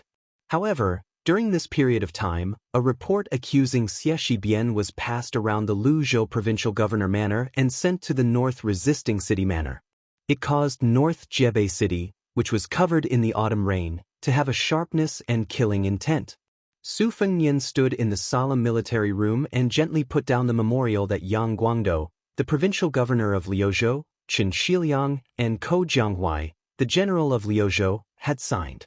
Inside this yamen, in addition to the young lord, there was also the deputy Jidushi Yang Shenxing, the administrator Li Gongda, and Bai Yu, the provincial governor of Liangzhou, who had rushed over after hearing the news. Su Huang, who had just been promoted to the governor of Jibiqing, and Li Yanchao, who had just transferred from the left cavalry to the right cavalry as the first deputy commander, and many other border generals. The initial content of the report was written by a Yuzhou infantry colonel who was promoted to Phoenix Troops town commander. It described in detail the start and end of the Battle of Phoenix Troop. There was only one point in the report, which was that during the Battle of Phoenix Troop, Xie Shi had overestimated the strength of the monk soldiers of Lantua Mountain. After 2 days and 1 night of defending the city, the monk soldiers only participated in the defense of the city. This caused the soldiers of Phoenix Troop to be sacrificed for nothing. There were only 92 Yuzhou infantry soldiers left. Xie Shibian and Ko Jianghuai, who were both Dechu's twin jade annulus, were 1 main general and 1 deputy general of Liuzhou. The 2 were young but talented in the art of war. No matter what their original intentions were, from today onwards, their positions in the hearts of the Beiliang frontier army would become a watershed. This was because on the main battlefield north of Qingcang City, Ko Jianghuai had defeated the Huang Songpu army. His actions of first dying to the Longxiang army and then the Liuzhou cavalry did not lose the respect of the Longxiang army. He also won the gratitude of the refugees in Liuzhou. On the other hand, Xie Shibian had the advantage in the Battle of Miun. Outside Liangzhou Pass, everyone felt that Xie Shibian was more suitable than Ko Jianghuai to be the general of Liuzhou. Although Xie Shibian and Chao Wei's cavalry still managed to wipe out 10,000 infantry soldiers and 3,000 Southern Dynasty cavalry, there was no doubt that Xie Shibian had lost a lot of people's support. From this north resisting city to the infantry commander's tent in Yuzhou, the Beiliang Governor-General's office and the left and right cavalry bases, they might all have doubts about Xie Shibian. This was because the Beiliang frontier army hated not helping people on the battlefield. This was because the Su family army had suffered many similar hardships in the early days when they were expanding the territory for the Liang imperial court. Xie Shibian's actions in particular were suspected of conserving his strength to gain military merits. Under the various actions of the young lord, the old general Yang Shenxing of the spring and autumn period was gradually accepted by the Beiliang frontier army as a deputy Jidushi. His right to speak on this matter was second only to Chu Lushan's protectorate. But the more this was the case, the more Yang Xianxia did not dare to act on his own. Therefore, he had to send someone to inform the young lord. Yang Xianxia knew that this matter was tricky and troublesome. It was not about how to appease the general of the Flying Phoenix Army, or even how to deal with the deputy general of Liuzhou, Xie Shibian, who had two great military exploits. But if he was not careful, it would cause a split between the old and new generals of Bailiang. What was more troublesome was this situation that the entire Bailiang frontier army was aware of. The instigator was the young lord standing behind the desk. From the earliest Yuzhou cavalry general Yu Luandao, who was the commander of the Yuzhou cavalry, Xie Shibian, Su Huang, who held the power of Liuzhou, or even earlier, the Yuzhou general Huang Fuqiu, the deputy general of the heavy cavalry, Su Beiji and Chen Shiliang of Liuzhou. The new Prince Liang not only promoted young people, he also did not hesitate to make an exception to appoint a foreigner who had no connection to Bailiang. Therefore, this impeachment letter broke the window paper that even Yan Wenluan and He Zhonghu, who had deep roots in the border army outside of Bailiang, did not dare to, or more accurately, did not want to, break the window paper. Bai Yu took a few steps forward and picked up the letter. Mr. White Lotus, who had poor eyesight, almost pressed the letter to his nose. Such a comical scene, but no one could laugh. Liuzhou Provincial Governor Yang Guangdou, who was the #1 official of Liuzhou, after reading through the contents of the report, he used a meticulous small script to write a full 300 words, criticizing Xie Shibian's actions. His words were even harsher than the Phoenix Legion general guarding the city. Especially that sentence, "My Yuzhou infantry can die, but your Xie Shibian's monk soldiers can't die?" This sentence pretty much hit the nail on the head of the entire northern Liang border army.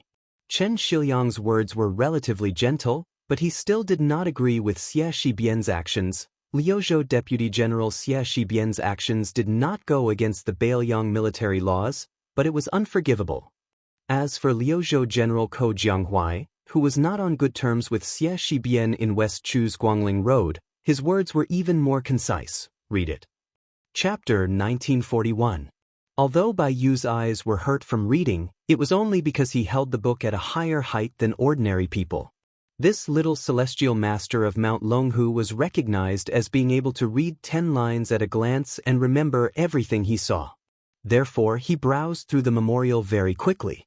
He turned around and handed the memorial to Li Gongda. He was the first to break the silence and said with a smile, "Ko Jiangjuan's handwriting is not bad." Then there was nothing else to say.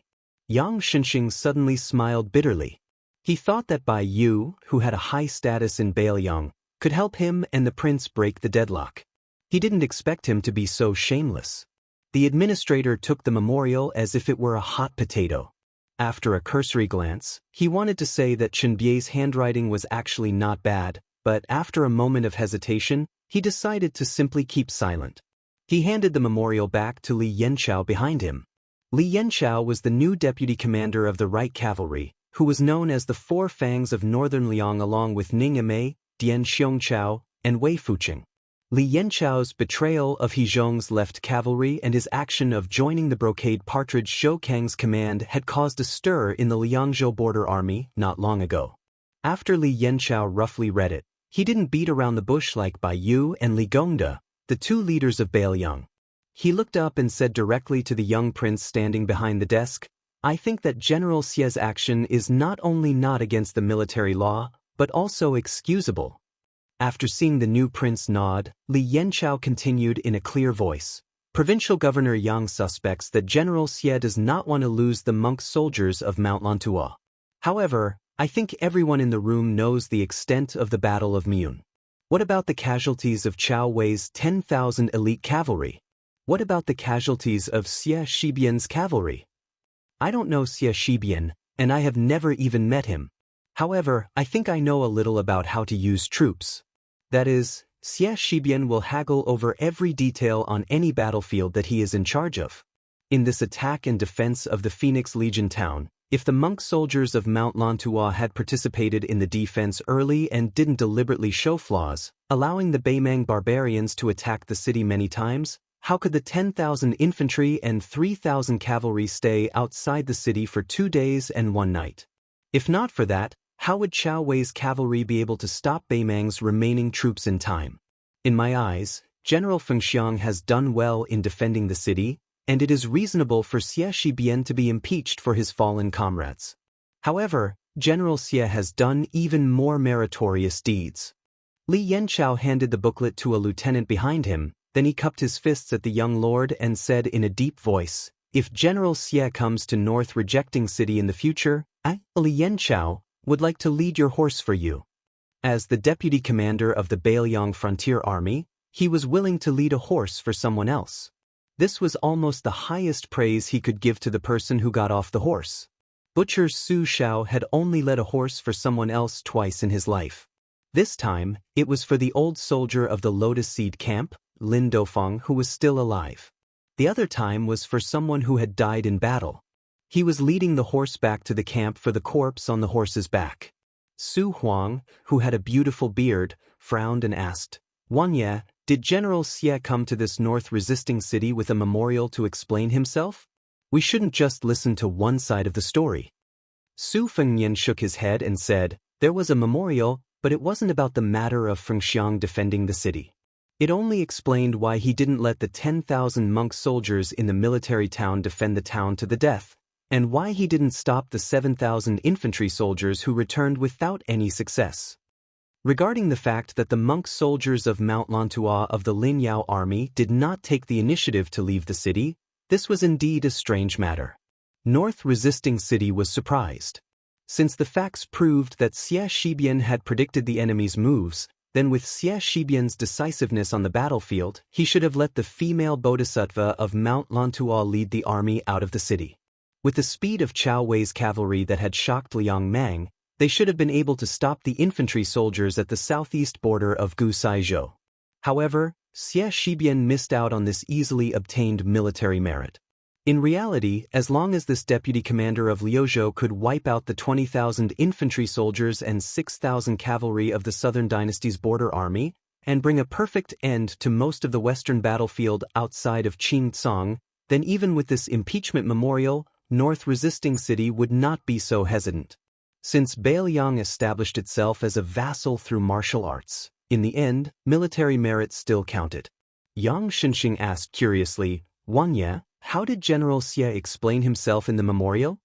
Su Fengnian said calmly, "Xie said that the battle in the west of Luzhou had already been settled. Beimang only left a few thousand foot soldiers and horses, so it would not affect the overall situation. However, the area north of Qingcang City in Luzhou is the main battlefield against the Pu tribe of Huangsong. Whether he has 15,000 Laudo Mountain soldiers or only 10,000 monk soldiers to reinforce Qingcang City, the difference of 5,000 is like the difference between heaven and earth." Su Huang, who was well versed in military matters, was silent for a moment. He sighed and said, "I am also willing to lead General Xie's horse." Su Fengnian suddenly smiled. "Thank you for the 2 unbelievable victories at the western border.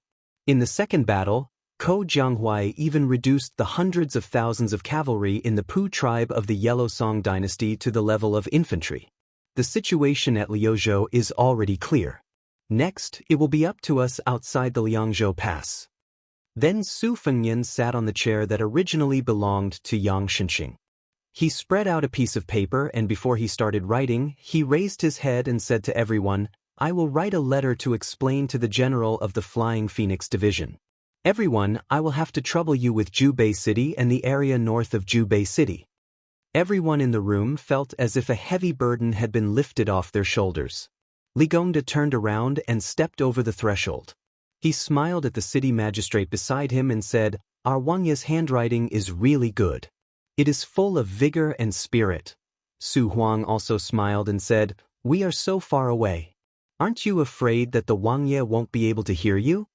Li Gongda lowered his voice. "The Wang Ye is a grandmaster in martial arts." Su Huang gave him a thumbs up. "Admirable." Su Fengnian, who was thinking about the wording of the letter, did not know whether to laugh or cry. At this moment, the spy from the Fu Shui division led a woman to the door. The woman was wearing a curtained hat. Then the two stopped in their tracks. Even though this small house was worthy of being Bailiang's most important place, The spy still felt that it was inappropriate to introduce the woman's identity. Su Fengnian stopped writing and looked up. The spy did not make a sound. He only moved his lips cautiously. Speak. Su Fengnian stood up in shock. Chapter 1942. Su Fengnian stood up and put down his brush. He had only finished writing half of the letter he was going to send to the military town of Phoenix when he told Yang Xianxia to leave the writing desk empty for now. The deputy Jidushi, who had a profound state of cultivation not inferior to Li Gongda's, naturally agreed calmly.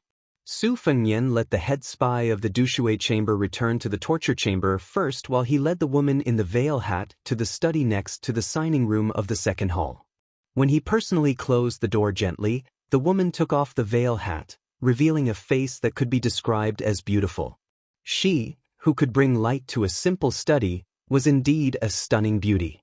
In this North Jebei city, only the beautiful Jiang and I could completely suppress her. When Su Fengnian saw the lips of the spy of the Dushui chamber, the words that came to his mind were not the more natural two words of Dongyue, but the relatively rare Dongyue. This was the real reason why Su Fengnian was so cautious. It could even be said that this was a long and unknown wait. Before Su Fengnian inherited the throne, he had been waiting for the day when the truth would come to light. Back then, when he went to Beimeng alone as His Royal Highness, it was like a chess piece at the end of the first stage.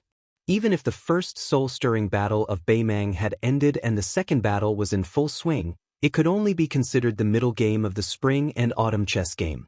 It could only be considered the real end of the game when he waited for this woman. Everyone knew that Nalin Yusi, who was more like a vassal king than Zhao Bing, the king of Yen, was the only surviving strategist of the spring and autumn period. He was often followed by 5 beautiful personal maids with strange nicknames: Fengdu, Dongyue, Shishu, 3 Corpses, and Qinglu. She was one of Nalin Yusi's maids, Dongyue. Facing the young king with the most military power in the Liang dynasty, she was calm and composed. She smiled and said, "Since your highness is so nervous, you must already know about the plan of my master and his old friends. This is even better. It saves me from wasting my breath." Su Fengnian did not sit down. He just stood near the ordinary boxwood desk and did not bring a chair for her. The two of them stood facing each other like this. He went straight to the point and said, "The pawns chosen by my master, including the king of the old north courtyard, Su Huainan, are all dead now. Who is left on your master's side?" Dongyue smiled and said, "Why don't you guess, your highness?" Su Fengnian narrowed his almond-shaped eyes and his face darkened. She turned a blind eye to this and clicked her tongue. Right now, it is widely known in the Central Plains that it took 10 years to cultivate Song Yushu, 100 years to cultivate Su Fengnian, and 1,000 years to cultivate Lu Dongxian. Your Highness, your current performance is somewhat unworthy of the name. The 9 Kingdoms of Spring and Autumn was a game of chess. Hong Jia's journey to the north was the curtain of the War of Spring and Autumn. It was not only the ending but also the first move. The 4 scholars from the Central Plains, who originally belonged to different camps, worked together to set up the trap. Huang Longshi of the Spring and Autumn 3, Li Yishan of the Tide Listening Pavilion, Li Yishan of the Southern Border, and Li Yishan of the Liang Emperor, Shi Yuan Benshi. Ever since the founding of the Great Qin dynasty, the northern grassland cavalry had invaded the south countless times, causing chaos in the Central Plains. The Central Plains commoners and commoners sought refuge and migrated, retreating from the north to the south time after time. Later generations were used to calling them crossing the south in clothes. For example, during the last years of the Yongxi dynasty, the Lu family blessed China, and the Sweet Dew crossing the south after the fall of the Great Feng dynasty. The Jiang family of Dechu, the most powerful family in China during the 9 Kingdoms of Spring and Autumn, was regarded as the rightful successor of the Great Feng dynasty. However, roughly half a year later, an even greater scale of escape erupted. The most unyielding West Chu, the Southern Tang, the Western Shu, and the Western Shu, who were used to living a debauched and extravagant lifestyle, and the most sentimental Western Shu, in addition to a small number of Northern Han and Great Wei adherents, all headed north one after another. In the end, They mostly converged at the present-day Liangyu province of the northern Liang Path and the river province of the Tu Huai Path. Almost the moment before Su Shao was slaughtered and infected as a prince, they successfully fled to the northern Mang and southern dynasties Gusai province and Longyao province. Almost immediately before Su Shao was slaughtered and infected as a prince, they successfully fled to the northern Mang and southern dynasties Gusai province and Longyao province. Among them, there were many well-hidden key players. One was Su Shao, who had been infected as prince of another surname by the old Liang Emperor Zhao Li, suddenly declaring that he would kill all the scholars of West Chu and have their corpses block the estuary of the Guangling River. Because the Battle of the Western Wall was too bitter, regardless of whether it was the defeated De Chu Jiangshi or the victorious Su Shao, both sides were filled with resentment. As a result, when Su Shao, who was at the peak of his power, publicly announced these words in the imperial court of Great Peace City, not only was the court shaken, it also caused the remnants of West Chu, whose mountains and rivers had been shattered, to despair. That lame Su clearly did not even give them the opportunity to be peaceful dogs. Other than fleeing, what else could they do? Another time, Zhao Li's son, Zhao Bing, who was supposed to be the ruler of Western Chu territory by virtue of his military exploits, who later became the king of Yanqi in Nanjiang, not only did he not go to the richest Guangling circuit, he did not even go to Jinggan circuit and Qingzhou, which dominated the hinterland of the Central Plains. At that time, Zhao Li only intended to let this son, who was most like me, go to Huainan circuit, probably because he wanted to let Zhao Bing, who was good at war, and Su Shao, the only king of Liang with a different surname, be neighbors when Su Zhao's title as king of northern Liang circuit was a foregone conclusion. But in the end, Zhao Bing, who had wanted to go to the Liangliao Pass, went to the most unexpected southern border, a place that was vast but full of miasma. Unofficial history said that before the bloodthirsty Zhao Bing left the capital, he chopped down a 1,000-year-old cypress tree in the prince's mansion and swore to kill all the young men of southern Tang who were taller than a wheel to vent his anger. Coincidentally, when Zhao Bing was on his way south, southern Tang, who definitely did not resist tenaciously in the late spring and autumn period, actually rebelled and killed thousands of Gujiantong soldiers who stayed behind. Zhao Bing originally wanted to deliberately wrestle with the new prince of Guangling, Zhao Yi, in Guangling circuit for fun. He had no choice but to suddenly speed up his horse's hooves and head south. The third time was when Su Shao was infected as Prince of Liang the earliest and Prince of Liang the latest. The key point that people did not think deeply about the first two times, Yuan Benshi, who was half an inch away from the Emperor of Liang, watched coldly from the sidelines because he was happy to see it happen. The Zhao family that he was loyal to wanted to truly let the fire of peace spread across the world. They had to let those 100 years of country, 1,000 years of family, noble families, move the tree and die.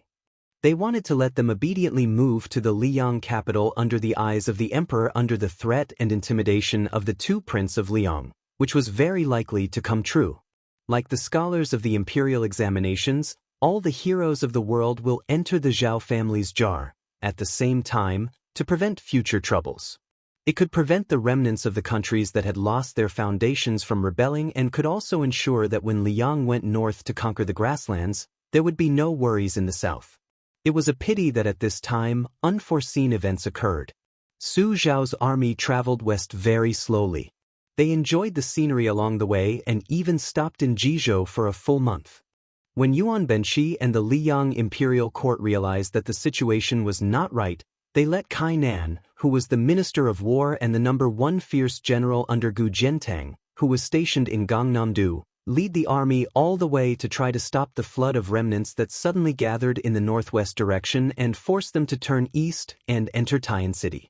Because the scale of Kainan's army was not large and they were extremely unfamiliar with the northwest terrain, in the end, they were still unable to stop that vast and mighty group of spring and autumn remnants. At the time, Jizhou's Han family, who had defended the border pass against the grassland horsehooves for generations, did not make a move that time, leading to the tragedy of their family's destruction. As Zhang Julu's teacher and father-in-law, the old Grand Secretary of Liang, even though he indeed had personal grudges with Jizhou's Han family, to say that the old Grand Secretary alone caused the destruction of an enormous family that had been loyal for generations was overestimating the weight of that scholar in name in the imperial court and also underestimating the old Grand Secretary's scholarly character. In reality, the truth was that the Liang imperial court did not dare to openly take their anger out on the Bailiang frontier army, so they could only make an example out of the Jizhou Han family. Apart from this, they also had Yang Xinxing, who was also a meritorious official of the spring and autumn period, lead troops into Jizhou. In addition, Kainan stationed troops at the Bailiang border, doing his best to reduce the space for retreat for the Bailiang cavalry. In this game of chess, 4 strategists sat on the 4 sides of the central plains, acting as national players. They rolled up their sleeves and placed a piece together. In the end, the person who needed to pick up a piece from the chessboard was His Royal Highness of Bailiang, who had inexplicably gone to Beimang. In the study, only the scent of books was faint. A man and a woman fell into a long silence. Su Fengnian suppressed the impetuousness in his heart and tried to be as calm as possible. Is Wang Sui, the consort of Eastern Yu, a chess piece of Nalin Yusi? The woman's eyes widened. The stunned expression on her face was not fake. She asked curiously, "Did Mr. Li not mention it to your highness?" Su Fengnian's heart trembled, but he said expressionlessly, "No." Nalin Yusi's servant girl was very intelligent. She immediately saw through the mystery and suddenly realized. So when Mr. Li passed away, he already regretted it. She tilted her head. Since Mr. Li changed his mind before his death and didn't want you to carry this heavy burden, Your Highness, why are you so persistent?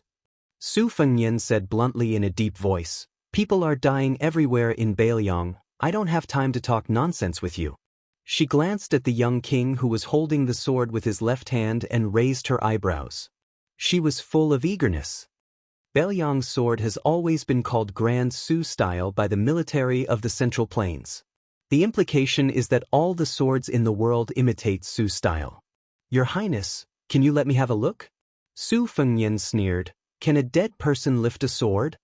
She pretended to touch her chest in horror. This is not the posture of asking for help. No wonder my husband said that the northwest is beyond the Great Wall. There was a sudden loud bang. This beautiful young woman had her back against the door. Her smooth and white forehead was pressed down by a hand. Chapter 1943. Blood oozed out from the corner of her mouth as they looked at each other. At the beginning, there was a mocking smile on the corner of her mouth, but when she looked at the young king's eyes, it was a kind of desperately trying to restrain the ruthlessness. On the verge of life and death, she couldn't help but remember that her master once laughed and said that when he was angry to the extreme, the scholars couldn't wait to cut off the arms of all the martial artists in the world, and the martial artists also couldn't wait to cut off the hands of all the scholars that held books. Just when she thought that Su Fengnian would kill her even if the secret was buried in the pile of old books, there was a light knock on the door. Then she saw the young king's face suddenly changed into a clean and warm smile. He glanced at her with undisguised disgust, then he let go of her hand and pushed her to a wall. He gently opened the door. She wiped the blood from the corner of her mouth and turned her head to look. As a result, she saw a face that even she was stunned. After the woman of the same age stepped through the threshold, she immediately looked around. After seeing him, she quickly looked at him from head to toe, and then awkwardly put on a cute and naive look as if she didn't see anything. The woman who brought a pot of tea said to Su Fengnian indifferently, "Hee, the young lady said that you have a guest here, so I brought a pot of tea for you." Su Fengnian's mouth twitched. Jia, that girl who was observing in all directions, must have added that the guest was a beautiful woman. Otherwise, with Jiang Ni's temperament, she would be too lazy to care whether the guest in Su Fengnian's study was the Emperor of Beimang or the Emperor of Liang. Jiang and I seem to have just found the big living person standing at the foot of the wall. She lifted the warm teapot in her hand and asked, "Young lady, are you thirsty? Do you want to drink some tea?" The maid, Dong Yue, who had already wiped the blood, deliberately pulled her collar together and bit her lips as if there was a lingering fear in her heart. She was really pitiful. Jiang and I suddenly widened her eyes and secretly stepped on the back of the king of Beimang's foot and twisted it fiercely. Dong Yue saw that the poor king who had his back to her seemed to take a deep breath and then pressed his hand on the head of the peerless beauty. Compared to the palm that pressed on her forehead, it was much gentler. He smiled and said, "What are you thinking? This aunt who is good at retaining her youthful appearance is from Nanjiang. She is Nailin Yuxi's personal maidservant. She came here to discuss business with me. Just now, I didn't control of my strength, and I accidentally hurt her." The little mud man glanced at the pale woman. Although he was still a little skeptical, the words aunt were extremely important, so he relaxed a little.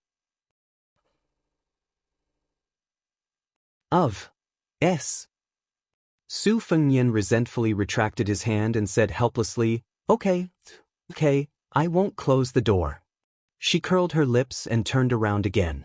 Her voice was not soft as she said to herself, "If you don't have a guilty conscience, why don't you just close the door?" Su Fengnian sighed and shook his head gently.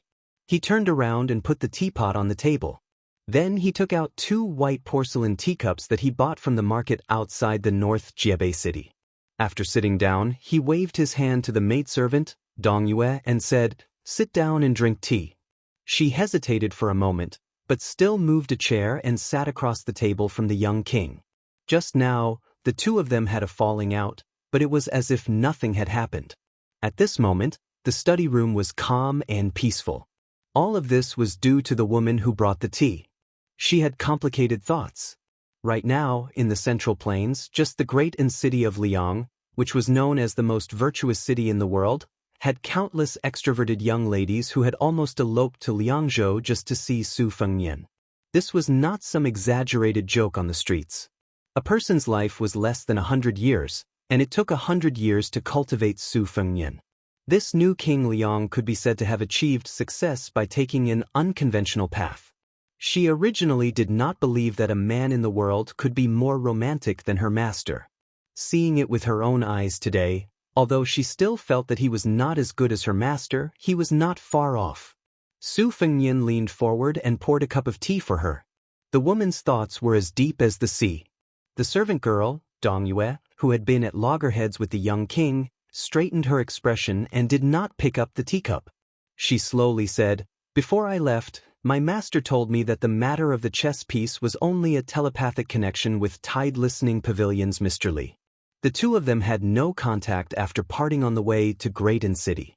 My master also said that because Mr. Li had spoken frankly at that time, he had guessed the identity of the chess piece that Mr. Li had chosen.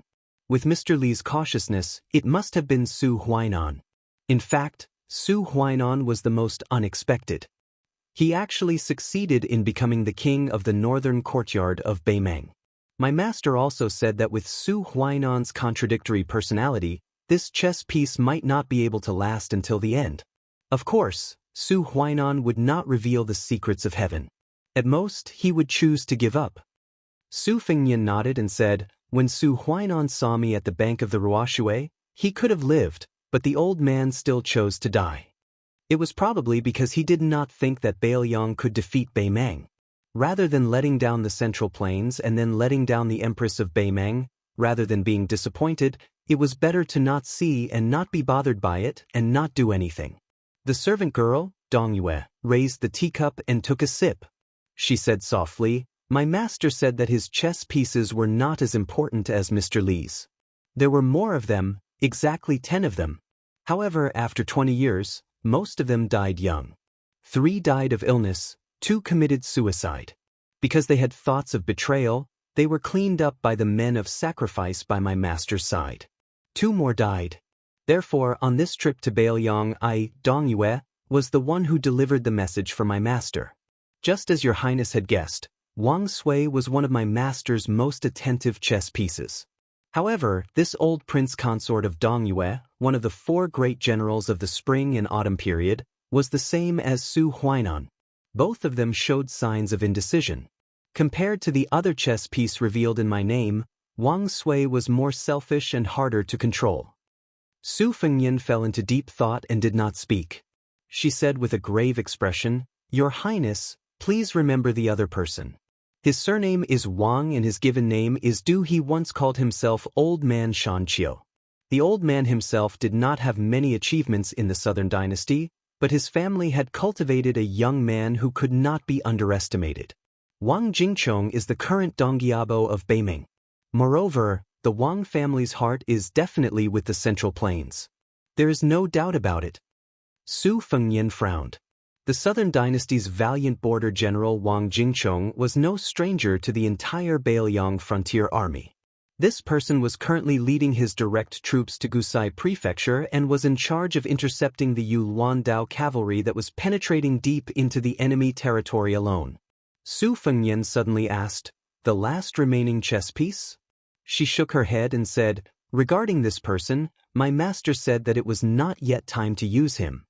Su Fengnian was stunned and said self-deprecatingly, "Could it be that he still has to wait until I defeat Beimang?" She said calmly, "Master did not say, so I naturally do not know." Su Fengnian did not make things difficult for this maidservant and did not ask further. Knowing the identities of Wang Du and Wang Jingchong's chess pieces was already a pleasant surprise. She did not finish her cup of tea and stood up. "My master finally said that Huang Longshi had finally chosen Zhao Zhu, the crown prince of Yanqi, as the true son of heaven. That was why the Southern Frontier Army was able to move up north so smoothly. Master hoped that your highness could guard the northwest with ease. When you succeed in the future and help Zhao Zhu complete the magnificent feat of incorporating the vast grasslands into the new Liang territory for the first time in history, your highness and the Beiliang Frontier Army will definitely not be mistreated." Su Fengnian dismissed it with a smile. Before she left, she blinked her eyes and the corners of her mouth curled up. She whispered, after saying, "My master said," so many times, "I actually also want to say something off topic. Your highness, you are more handsome than I imagined." Su Fengnian did not have any complacent expression. Instead, he immediately said to the direction outside the window in a hurry, "Jia, you are not allowed to tell this to Jiang and I." The confused maidservant, Dong Yue, only vaguely heard a laughter coming from outside the window behind her. Su Fengnian reached out to touch his forehead and sighed. "It's over." The maidservant, Dong Yue, picked up the curtain hat again and bowed to the young king who was about to get up to see her off. She gently advised him, "Your highness, you don't have to see me off." Su Fengnian glanced at the teapot and smiled bitterly, "Don't talk about drinking tea. It will be lucky if I don't drink arsenic." She left with a smile. She directly walked out of the mansion. After riding a horse and leaving the north resisting city under the escort of the spies of the Fu Shui house, she looked back at the towering city wall and couldn't help but cry. She didn't know whether it was for her master or for someone else. In the city, Su Fengnian walked alone to the military office of the mansion. He sat back in the seat belonging to Yang Xinxing and continued to write the letter. He suddenly stopped writing and looked outside the house. In this secret meeting, the maidservant of Nalin Yusi did say a lot of truth. They were all the words from the bottom of Nalin Yusi's heart. But it was not necessarily true and not false. And he was the same. He had to tell the truth and the lies. But these were nothing. What made Su Fengnian sad was that the haggard counselor who had been imprisoned on the top floor of the Tide Listening Pavilion for 20 years, a peerless scholar who cared about the world, didn't even care about the ownership of the world for such a disappointing student like him. That man was supposed to be, but before he died, he didn't tell Su Fengnian in detail about the spring and autumn chess game, which was planned by Li Yishan and could be said to be the proudest of his life. He didn't leave anything, no last words, no words. Why did he regret before he died? Su Fengnian couldn't understand. After he finished writing the letter and handed it to the torture room, he took a pot of green ant wine and went to the ridge of the highest building in the north resisting city. He sat cross-legged and looked to the south. It was said that his master's hometown in the south was a small town with beautiful mountains and clear waters. There were stone arch bridges. Su Fengnian didn't drink. He lay down, holding the wine pot, and looked to the sky with tears on his face. Probably only when he secretly thought of Su Xiao and Li Yishan and remembered their time. This young vassal, who seemed to have everything but also seemed to have everything to lose, was feeling a little wronged. Chapter 1944. This autumn rain was particularly long. It was a rare thing in Beiliang where there was little wind and rain, but it delayed the construction of North Jexiang City. Because of this, the administrator almost jumped up and cursed. He either stayed in his office and sighed, or went to the top of the city wall with an oil paper umbrella to watch the sky and bitterly waited for the sky to clear up. As a result, the water level of the river south of North Jexi City soared. The rainwater mixed with the yellow sand, making it extremely muddy. This made some of the young heroes and heroines who came to the bazaar outside the Great Wall to enjoy the scenery outside the Great Wall the most annoyed. It was supposed to be a cool autumn season, but the autumn rain made the ground muddy. They used to walk hand in hand with their admirers by the river at dusk every day, enjoying the scenery outside the Great Wall where the lone smoke in the desert stretched straight to the long river and the round sunset. Taking advantage of the fact that no one was around, they would hold the hands of the heroines and fairies, which could be considered a beautiful thing. But now, they could only complain that the heavens were not on their side. They could only hide in the inns and restaurants of the small town bazaar. This group of young people was traveling to the northwest this time. Most of them were seniors from the Jianghu sects or family friends who looked after them. All day long, they had to stare at those old fellows who had one foot in the grave. It was really boring. It was not that no one wanted to ride their horses to the west, but the area around North Jexi City was filled with the armored cavalry of the Bailiang Frontier Army. Perhaps the only people who did not have any complaints about this autumn rain were Miss He and Su Ying in the red robe. The two of them would often pester Jia to fly on her sword and bring them straight to the sky, breaking through the thick dark clouds. The moment they saw the light in the sky, Jia would always be filled with joy. Even Su Ying would never get tired of it. Jiang and I was already extremely adept at flying on her sword. As early as when Chao Changqing brought her to Beimeng, she had already seen the scenery in the sky. It was just that she was obviously very close to the young girl who had taken the initiative to serve as her ear and ear. When Dong Yue, Nalin Yuxi's personal maid, visited the Red Robe residence, it was Jia who immediately informed her. Afterwards, she also told her the contents of the conversation in the study room word for word.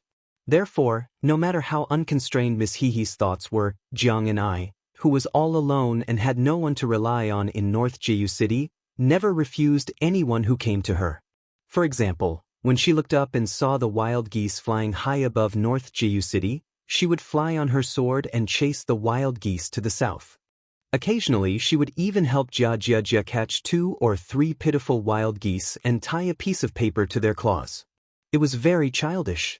Last time, Jiang and I wrote the sentence, Su Fengyan is a bastard. Su Ying, who never spoke, wrote, he is not a bastard. Miss He then had Jiang and I write, they are all right. However, it was unknown whether those wild geese that had suffered in the south would still dare to return north next spring. Later, the 3 women fell in love with the game of flying Immortal. First, Jiang and I flew into the sky above the sea of clouds. Before the first adventure, they must have discussed beforehand that they didn't dare to jump into the sea of clouds casually. After all, if they accidentally jumped into the sea of clouds and smashed a hole in Su Fengyan's mansion at lightning speed, they probably wouldn't be able to play in the future. The 3 of them picked the position of the great Liang dragon sparrow that was hovering above the river. Then Jia, who was not afraid of anything, was the first to jump down. She put her hands together and her head was facing down. Finally, she fell head first into the mud at the bottom of the river. At that time, the young king, who was dealing with military affairs in the conference hall, suddenly felt a majestic aura that was like a flying sword that pierced straight into the earth. He immediately flew to the top of the city wall. As a result, he saw a funny scene that made him not know whether to laugh or cry. Weighing the falling speed and the young girl's physique, Su Fengyan had to secretly take action, so that Jia would be able to reduce most of the momentum before she hit the river. Finally, he had to run into the turbulent river, splashing countless water, grab her feet, and pull the young girl out of the mud like pulling a radish. On the way down, the red robe that quietly controlled the aura fell not far from the river. Because it did not hit the ground head first like the young girl, it was not a big problem. However, the young king was like a drowned rat. Without waiting for Su Fengyan to get angry, the 3 women ran away. After that, the game went on as usual, but Jiang Ni's flying sword was much lower. She also chose to fly at night. Therefore, in the middle of the night, the loud sound of dumplings being thrown into the pot could be heard every few days. Over time, the people in the small town became accustomed to it. If it was only this kind of harmless nonsense, Su Fengnian would turn a blind eye to it.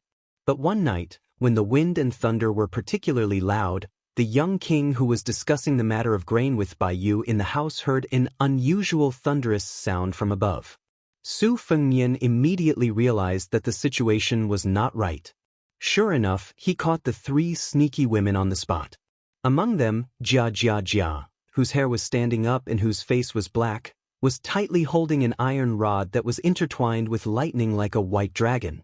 Her eyes were shining brightly, and she was full of joy of success. Su Ying was looking at her with envy. Only Jiang and I was the most cautious. After putting away the great Liang dragon sparrow into the sword box, she wanted to tiptoe back to the small house. Su Fengnian immediately flashed by, grabbed the little mudman's collar, and took her back to the courtyard. In the rain, the 3 women stood in a row. Jiang and I seemed to be looking up at the moon with an innocent face. Su Ying secretly looked at the fine iron rod in the girl's hand that was crackling with lightning. Jia, who did not realize that she was in trouble, looked at Su Fengnian with vigilance. Her face was saying, "Don't you think about my rod, or I will fight you to the death."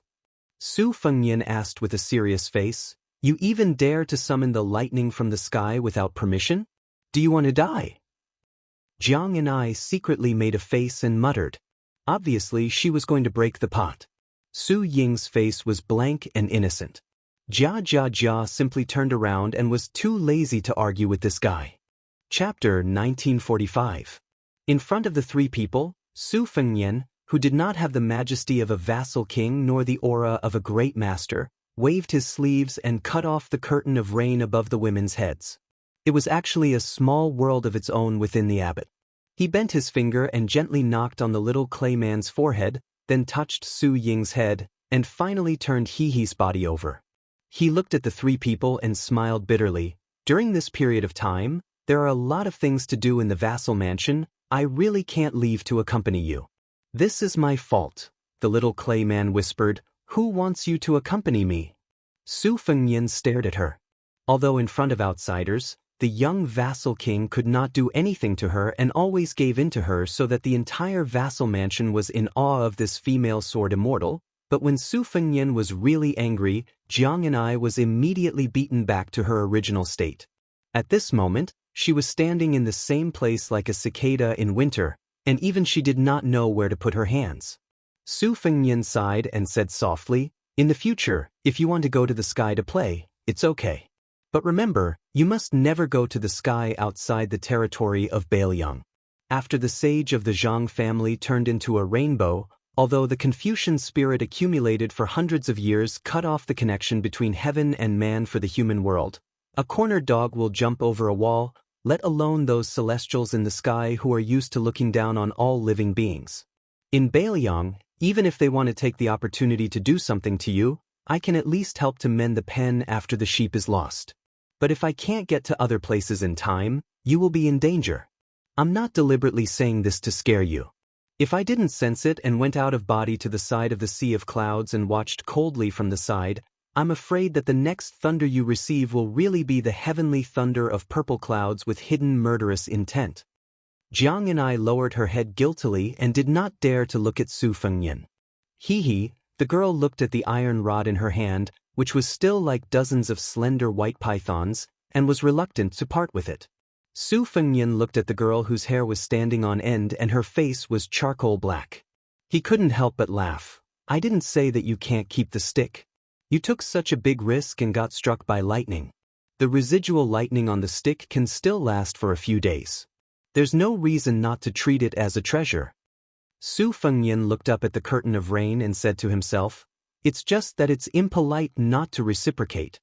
After hearing the young king say, "I'll be right back," Jiang and I said worriedly, "Do you want me to lend you the great Liang dragon sparrow?" Su Fengnian smiled and shook his head. His figure rose from the ground and disappeared in a flash. Not long after that, the 3 of them heard a thunderous roar from the sky. It was Su Fengnian shouting, "Get lost!" Jiang and I was secretly speechless. This guy's courage was really big. In the night, two bright white rainbows cut through the sky. One fell into the grassland of Beimang, and the other fell into the territory of the Central Plains. After half an hour, Su Fengnian floated back to the ground. His hands were behind his back, and his expression was calm.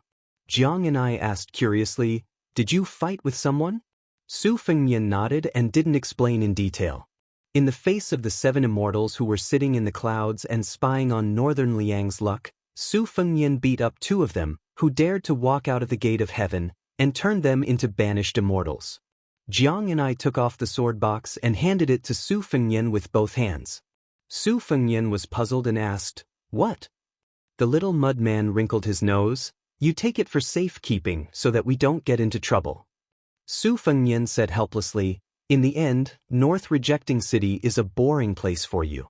I'm just angry that I can't let you have fun, not angry that you sneaked out to play."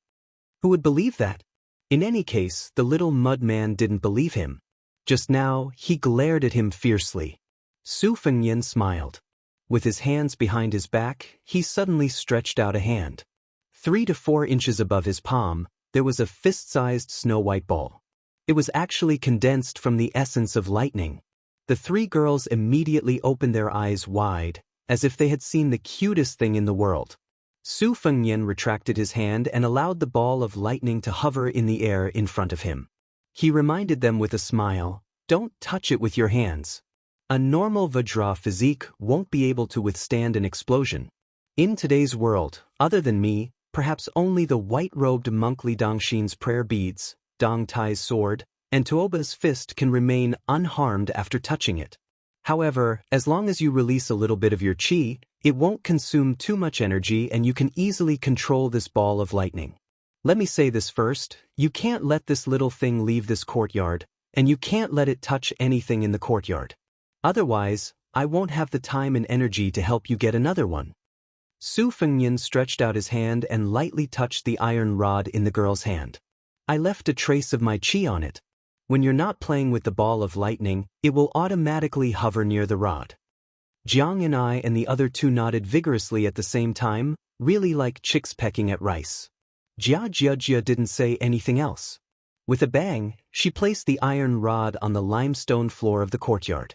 Then, the ball of lightning began to slowly revolve around the rod. The 3 heads gathered together and stared intently at the little toy that was spinning leisurely. Su Fengnian, who was left aside, glanced at the cracked ground and sighed. He left the courtyard and returned to the house. When the figure of the young lord disappeared, the abbot world that was supported by his qi also quietly dissipated. The small courtyard reappeared in the rain.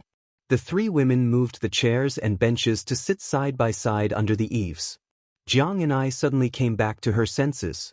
She turned to Jia and said seriously, "Little Hee, the copper coins to repair the ground, you can't renege on the debt." The girl who was nicknamed Little Hee slowly shook her head. Jiang and I frowned and said, Jia, you can't do this." Hee girl rolled her eyes and leaned over to whisper in Jiang Ni's ear. After Jiang and I heard the secret words, she coldly snorted and said loudly, "Little Hee, you don't need to pay this money, I also won't pay. Isn't someone's female confidant all over the world? Even a woman that you've only met once will fall in love with him. Why would you lack these copper coins?" In fact, Su Fengnian, who had not walked far away from the courtyard, suddenly staggered and shook his head with a bitter smile. In order to escape the debt, Jia was very disloyal to her friends. She leaked the last words of the maid, Dong Yue, to Heaven's Secret. Chapter 1946. During the summer, the heat stopped and the autumn air gradually turned serious. The eagles felt the air and hunted down flocks of birds. Every year at this time, the Bailiang Frontier Army would perform a ceremony that had been passed down for a long time. It was the eagles' sacrifice ceremony. Some of the eagles that were carefully cultivated by the Fu Shui room to serve as the crossbowmen's arms would be released outside Liangzhou Pass. Hundreds of riders would go out and the eagles would soar high into the sky. It was a spectacular sight. Because the crossbowmen on white horses outside Liangzhou Pass had all been transferred to the battlefield in Liuzhou, the North Jiebei city's manor was replaced by He Zhonghu's left cavalry. First, the old commander was seriously ill and only had the title of left cavalry in name. This eagle's sacrifice ceremony was also the end of the old commander's career. Second, a new left cavalry deputy commander named Lu Diyuan, who had been away from the border army for more than 10 years, happened to be leading the hundreds of riders north of North Jiebei City to release the eagles. On the day of the eagle's sacrifice ceremony, the sun was setting in the west. The North Jiebei City's horse path was crowded with people. The right cavalry commander Jean Partridge Shou Kong, accompanied by Li Yanchao, slowly walked to the top of the city wall with a straight face. When he saw the old commander He Zhonghu, who had to wrap himself in a thick fur coat after taking off his armor, his expression became slightly better. The fierce border army general Li Yanchao, who betrayed the left cavalry and joined the right cavalry, had an indifferent expression. Only in the depths of his gloomy eyes was there a bit of guilt. However, he was still ashamed but not regretful. The young lord with a cold blade at his waist stood in the middle of the city wall. He looked into the distance and saw a flock of eagles soaring in the sky. He felt relaxed and happy. After seeing Lu Diyuan leading hundreds of riders back to North Jiebei City, Su Fengnian turned his head to look at He Zhonghu beside him.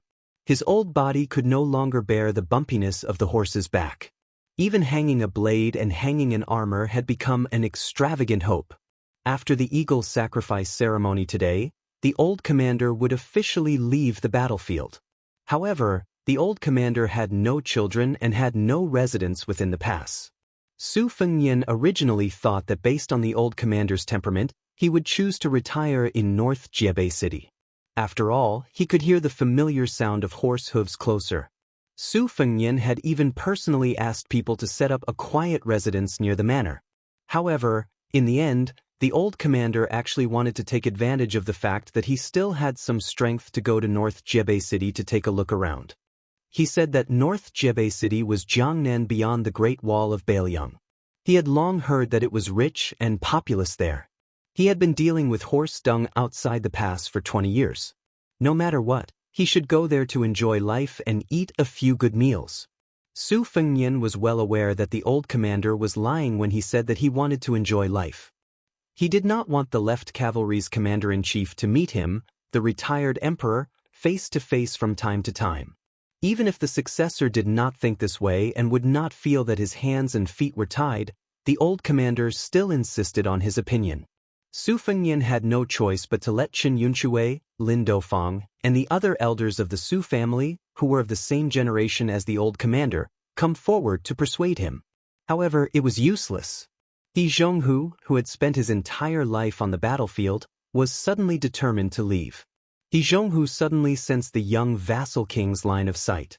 With a carefree laugh he said, "Wang Ye, don't try to persuade me. I, He Zhonghu, admit that my talent in leading troops in war is mediocre. The reason I was able to win those battles was because of the former Su family's old soldiers and the current Bailiang frontier army. I relied on being able to listen to other people's opinions. I am ashamed to say that I have been in the military for nearly 50 years. During the Spring and Autumn War, I don't dare to say that I led the troops in every battle, but I did not do any less than Lu Yuanji, Wei Taizhan, and the other old fellows. I don't know why, but in the end, I was the least injured, and I could not compare to the great general. I remember when the great general brought us to Bailiang, no matter how good our friendship was, in order to be able to fight for the position of a strong and powerful general, each and every one of us did not even care about face. Wang Ye, do you know how Wei Taizhan mocked me in front of the great general?" Su Fengnian smiled and shook his head. The old man laughed and said, "Lu Yuanji and Wei Taizhan, those two old bastards, were actually aiming for my position at that time." Lu Yuanji, who had studied for a few days, had a lot of evil ideas in his stomach. He did not want to be a bad person, so he urged the old coarse Wei Taizhan to tell the great general that I, He Zhonghu, suffered very few injuries on the battlefield, but I did not suffer any major injuries. However, I who never got sick, might get sick and die. Therefore, when we fought the Beimeng barbarians, He Zhonghu should not lead the cavalry to charge and break through the enemy lines. If he Zhonghu was careless and died, not only would he lose his life, but he would also lose the face of the border army. How could this be tolerated? Of course, I couldn't tolerate it. So, in a fit of anger, I went to the great general and pulled out the third-generation Su family's saber that was hanging at that time. I left behind a ruthless sentence. Either I become the deputy commander of the cavalry, or I take the saber and chop that bastard Wei Taizhan to death. The great general had no other choice but to agree. Su Fengnian could not help laughing. The terminally ill old man no longer spoke. Together with the young vassal king who was not yet 30 years old, he gazed into the distant north. Back then, Zhao Go had meticulously collected a sea of intelligence related to the Northwest Border Army. The Liyang Ministry of War had used this to come to a conclusion. The Beiliang cavalry was divided into mountains, and there were many conflicts between the cavalry and infantry. The relationship between the cavalry outside Liangzhou Pass and the Liangzhou cavalry outside Liangzhou Pass was even stiffer. The generals outside the pass and the military officials inside the pass also had mediocre relations. Therefore, the so-called 300,000 Beiliang cavalry could be united only because Ren Tu Su Shao was not dead, enough to intimidate the heroes, and also because Chen Zhibao, who had great prestige, was standing behind the old man. But during the transition period between the two generations of cavalry, it was very likely that there would be great turbulence. Yan Wenluan, as the head of the Beiliang infantry, would be determined to have Beiliang Protector General Chen Zhibao take the position. Zhong Hongwu, He Zhonghu, and the other important mountain leaders who controlled the cavalry outside Liangzhou Pass might not be willing to lower their heads. Huda City's Lu Jinu would listen to Ren Tu's last wishes. Li Yanchao, Li Mofen, and Chao Xiaojiao were young and strong generals who were famous in Beiliang for being rebellious and difficult to tame. The Beiliang Protector General Chen Zhibao and His Royal Highness Su Fengnian were mostly dishes. Among these generals, the existence of the spring and autumn old man He Zhonghu was rather special. While he and Yan Wenluan had once been Zhao Chongling's supporting dragon sect general and thought highly of Chen Zhibao, he was publicly recognized as the most loyal to the old prince of Liang, Su Shao, and the least selfish. Even the great Peace City Ministry of War, thousands of miles away, could see this scene. The Tide Listening Pavilion naturally saw it even more clearly.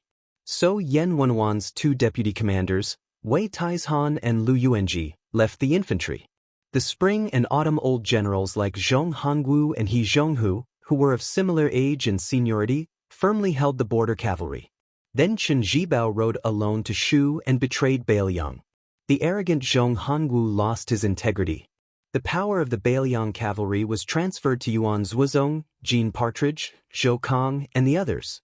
At the same time, the outsider great ancestor Gu was like a nail hammered into the infantry mountain as a deputy commander. Then, with His Royal Highness's approval and the secret support of Mount Qing Liang, Chen Shiliang, a poor scholar from Gangnam-do, suddenly took power. While there was great resistance to the reform of salt and iron, causing Chen Shiliang to stumble and die, before some people could clap and cheer, Chen Shiliang started to set up 14 captains with real power. Su Fengnian, who had just been crowned as the king of Beiliang, was especially decisive. After Yan Wenluan met Su Fengnian, she maintained her silence. This caused the military reform that involved half of Beiliang Road to proceed smoothly. Chapter 1947.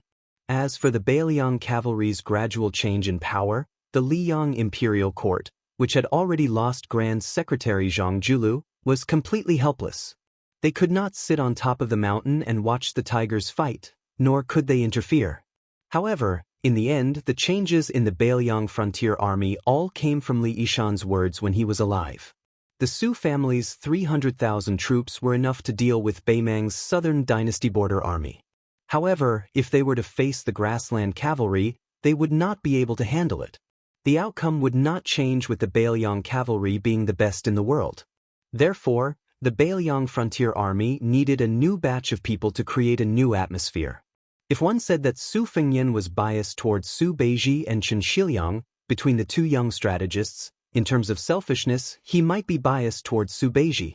However, in Li Yishan's heart, his expectations for Chen Shiliang were slightly higher than Su Beiji when he was alive.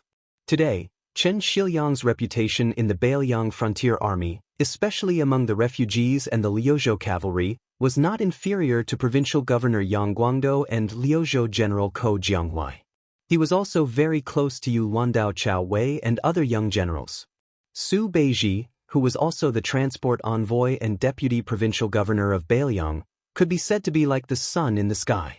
During his time as the Lingzhou provincial governor, he had a deep relationship with Lingzhou general Han Laoshan and Huang Xiaokuai, who had real power within the borders. When he returned to the border army, the Su family's old soldier Lu Dian, who held a lot of power, led over 100 elite cavalry to appear outside the city walls. The old commander, who originally had his hands on the cold arrow pile, turned his body. He did not call the young man prince, only holding Su Fengyan's hand. The old man, who had mixed feelings, said softly, "It's been hard on you." Su Fengyan held the old man's hand instead. "It's a little hard, but it's not bitter." The benevolent old man asked with a smile, "Then I can rest assured?" Su Fengyan nodded and smiled. "Don't worry, old general." The old man did not let Su Fengyan escort him out of the city. It was just a simple and crude carriage. The retainers were the 4 or 5 old soldiers who left the left cavalry with the old marshal. They were together in life and death. It was the same on the battlefield. After the carriage left the city, a rider had already stopped outside the city. The old coachman who didn't like this rider originally didn't want to stop, but He Zhong seemed to have expected this. He lifted the curtain and asked the coachman to wait for a moment. After the deputy commander of the right cavalry, Li Yanchao, got off his horse, he looked at the old man who was struggling to get off the carriage. He did not deliberately go forward to help him. He Zhong suddenly walked to Li Yanchao's side and stretched out his hand to pat the back of the warhorse. He smiled and said, "It is worthy of being the Bailiang horse that is unique to Silken Pasture. Although its leg strength is slightly inferior to that of Courtyard Pasture's A-class warhorses, it is most suitable for cutting through enemy lines." Li Yanchao's mood was complicated. He didn't reply. The Silken Pasture and Courtyard Pasture were located to the left and right of Lianglong. The former had a better relationship with Zhou Kang's right cavalry, while the latter had a better relationship with the left cavalry. This was because the elders in charge of the two pasture were mostly from the left and right cavalry.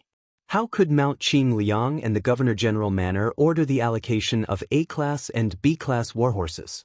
Naturally, the pasture didn't have the authority to make any decisions. However, there were some top-notch A-class warhorses. Because of their scarcity, the pasture would naturally reserve them for the high-ranking officers of the left and right cavalry. This was also a reasonable move. The 2 generations of vassal kings of the Bailiang Su family had never interfered in this matter. After Li Yanchao was transferred from the left cavalry under He Zhong's command to the right cavalry, the first thing Zhou Kang did was to present this warhorse to this valiant general of the Bailiang's 4 fangs. The commander's seal and tiger tally were actually things that followed closely behind. The stooped He Zhong and the tall and sturdy Li Yanchao slowly advanced side by side. The old man said softly, "General Zhou's management of the army is strict. Most of the brothers by your side have violent personalities. After you are transferred to the right cavalry, you must not act arrogantly. Don't leave any evidence that can be used against you in trivial matters. It's not worth it." Li Yanchao nodded and said, "This general has already greeted my brothers."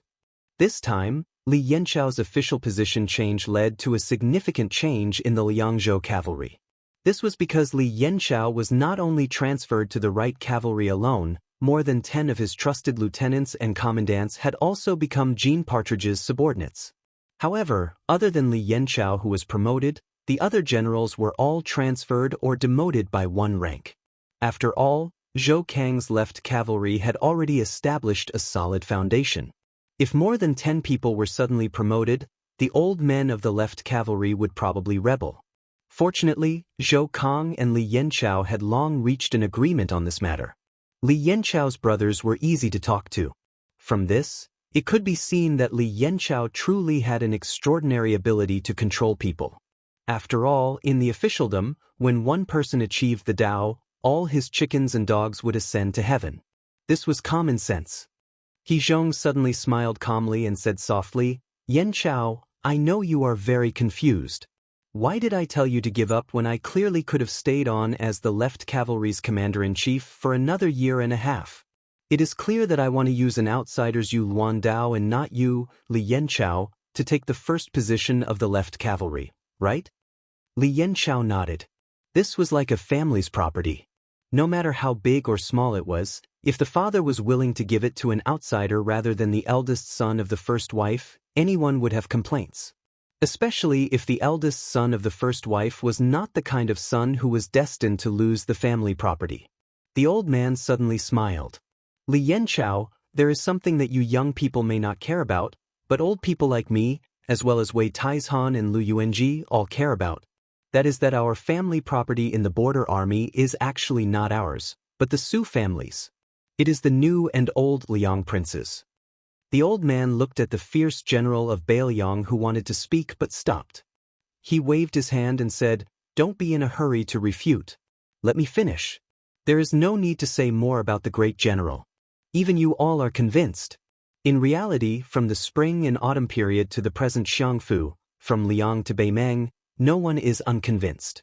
When it comes to the new Liang prince, you all may be convinced, but generally speaking, you cannot admire and respect the great general. To tell the truth, I He Zhonghu am no exception. However, don't forget, this is not a reason for us to have soldiers for ourselves. It is not a reason for us to treat the soldiers under our command as exclusive property. Of course, if you say that our young princes are ambitious and ruthless, just like the 3 generations of Liang Emperor, then you, Li Yanchao, Chao Xiaojiao, and the other famous troublemakers in the army, in order to protect themselves, everyone holds on to military power to leave a way out for themselves. I He Zhonghu can understand, but the old man lightly stamped his foot on the road that was slightly softer after the continuous autumn rain. He continued, It is just that in Bailiang, from the 2 generations of vassals, to us old people, to Lu Jinu and Wang Lingbao, to you all, and finally to the young people who have just entered the border army, in this bitter and barren land, there is no need for ambitious and ruthless people. Our Bailiang cavalry only wants to be heroes. The old man finally reached out and patted Li Yanchao's broad shoulders. He smiled and said, Since every one of the 300,000 cavalrymen is a hero, then does it make a difference whether you, Li Yanchao, kill the enemy in the left cavalry or the right cavalry? In my opinion, there is no difference. The old man turned and walked towards the carriage. He raised his arm high and gently waved goodbye. Li Yanchao faced the old man's back and straightened his back. He cupped his fists and said in a clear voice, Old commander, please wait. Watch how I, Li Yanchao, destroy the Beimeng cavalry. The old man did not stop and did not speak. He only cupped his fists high above his head. Chapter 1948. In the study room next to the second hall's signing room, an old man and a young man were sitting on 2 chairs, a stool and a chess block, chatting. The chess piece was placed on a small stool, so the 2 people playing chess could only hold their respective chess boxes. At first, when they heard that a fierce battle was imminent, even Li Gongda of the front hall, and Bai Yu of the household hall, came to watch the battle. Some military counselors who had nothing to do for the time being even came together in a grandiose manner, causing the study room to not even have a place to stand. It was enough to show that the outcome of this battle on the Rowan board was eye-catching. After all, one of the players, the young vassal king, was not only Li Yishan's brilliant disciple, he was also regarded as the younger brother of the 11th Dan great national player, Su Weisheng. There had long been rumors that Su Fengnian indeed had an extremely tenacious chess muscle and great chess strength. As the opponent of the young vassal king, Chancellor Wang was even more of a learned scholar who was like a grandmaster in the literary field of Liang, and was also Su Weisheng's teacher. Although there had never been a famous chess game that was passed down to the world, everyone felt that even if Chancellor Wang's chess strength was not as good as Su Weisheng's, he should still be a match for the young vassal king. Especially when the old man placed the white chess pieces, his elegant demeanor of rolling up his sleeves with one hand and twirling the chess pieces with the other hand was really dazzling. He was indeed worthy of being the second chair of the Shangyin Academy, A scholar, a sage, and a moral grandmaster. Probably because the old man's aura was too strong, almost no one saw the helpless face of the young king who was being challenged. Mr. White Lotus, who didn't care about trifles, squatted beside the chess block, wishing that he could stick his eyes on the chessboard. Along with Chang Sui, Su Huang, and Su Weisheng, Jean Baosher was one of the disciples of Han Guzi. She stood behind the old man without any expectation. She didn't want to come here to make a fool of herself, but she couldn't stand this old man's pestering, so she pulled him here to boost her courage. In the old man's words, this old man and Su Fengnian's chess skills were on par, and the odds of winning were 50-50. If there was a peerless beauty by his side encouraging him, he would be able to take down the Su Fengnian in one fell swoop. However, Jean Baosher knew the old man's chess skills very well. He was really a stinky chess player. Not to mention that he was miles away from her senior martial sister Su Weisheng. If she played against him, she would be able to beat the old man until he threw away his helmet and armor. She would definitely win every game. However, Jean Baosher and Su Fengnian knew the true weight of the old man, but the people in the room and the heads crowding at the window didn't know. Therefore, after more than 10 moves, Bai Yu, who was proficient in chess, frowned and was confused. Those people who were in the dark felt that it was really King Mysterious. Chancellor Wang was indeed a national chess player. Every time he placed a chess piece, not only did it return to its original state, but it also had a lingering aftertaste. It must be extremely brilliant. It must be their short-sightedness that they couldn't see the old man's profound layout. How could it be that the old man didn't have enough strength and randomly placed a chess piece? After about 30 moves, Li Gongda had already rolled his eyes and left with his hands behind his back. Many of the counselors who saw through the trick also silently left with a strange expression. Over time, when the chess game reached the ending stage, there were only 4 people left in the room: the seated chess players, the squatting Bai Yu, and the standing Jean Baosher. The old man, who felt that the situation was very good, turned his head to Jean Baosher and said proudly, "Daughter, how is it?" This old man's nickname of the chess saint, Ironhead Wang, is definitely not an undeserved reputation, right? How ferocious is his chess skills? Look at our Wangya, he is retreating step by step without any strength to fight back. The old man muttered to himself, "All right, I'll change my nickname in the future. I'll call myself Iron Cavalry Wang." It's exactly the same as the Baoyang cavalry. Their battle prowess is the best in the world. Then the old man smiled and lowered his head to look at Bai Yu. "Mr. Bai Lian, you have been squatting on the ground for a long time. Are you deeply intoxicated and unable to extricate yourself? Don't worry, this old man can understand." Bai Yu raised his head with a blank expression. "My feet are numb, I can't stand up." The old man's mouth twitched, and he snorted coldly. Su Fengnian silently placed his chess piece and slaughtered a big dragon. In an instant, the white chess pieces were reduced to 7 or 8 pieces. The young king leisurely picked up the dead chess pieces from the chessboard and threw them one by one into the chess box on the old man's leg. The old man, who returned from the dumbfounded state, was about to stretch out his hand to stop the young king, but the young king squinted his eyes and said, "What? Do you want to withdraw your chess piece? This time, you can withdraw your chess piece, but don't think about coming to the study room to play chess with me in the future." The old man weighed the pros and cons and laughed. "This chess game is magnificent and wonderful. This old man, although defeated, is still glorious." Bai Yu finally stood up, bent down and rubbed his legs, and said to himself, "In the future, if I come to this study room to watch people play chess, I will poke my eyes." The old man turned a deaf ear to his words and still had a satisfied look on his face. Jean Baosher picked a chair and sat next to the chess block to help the 2 men clean up the chess pieces.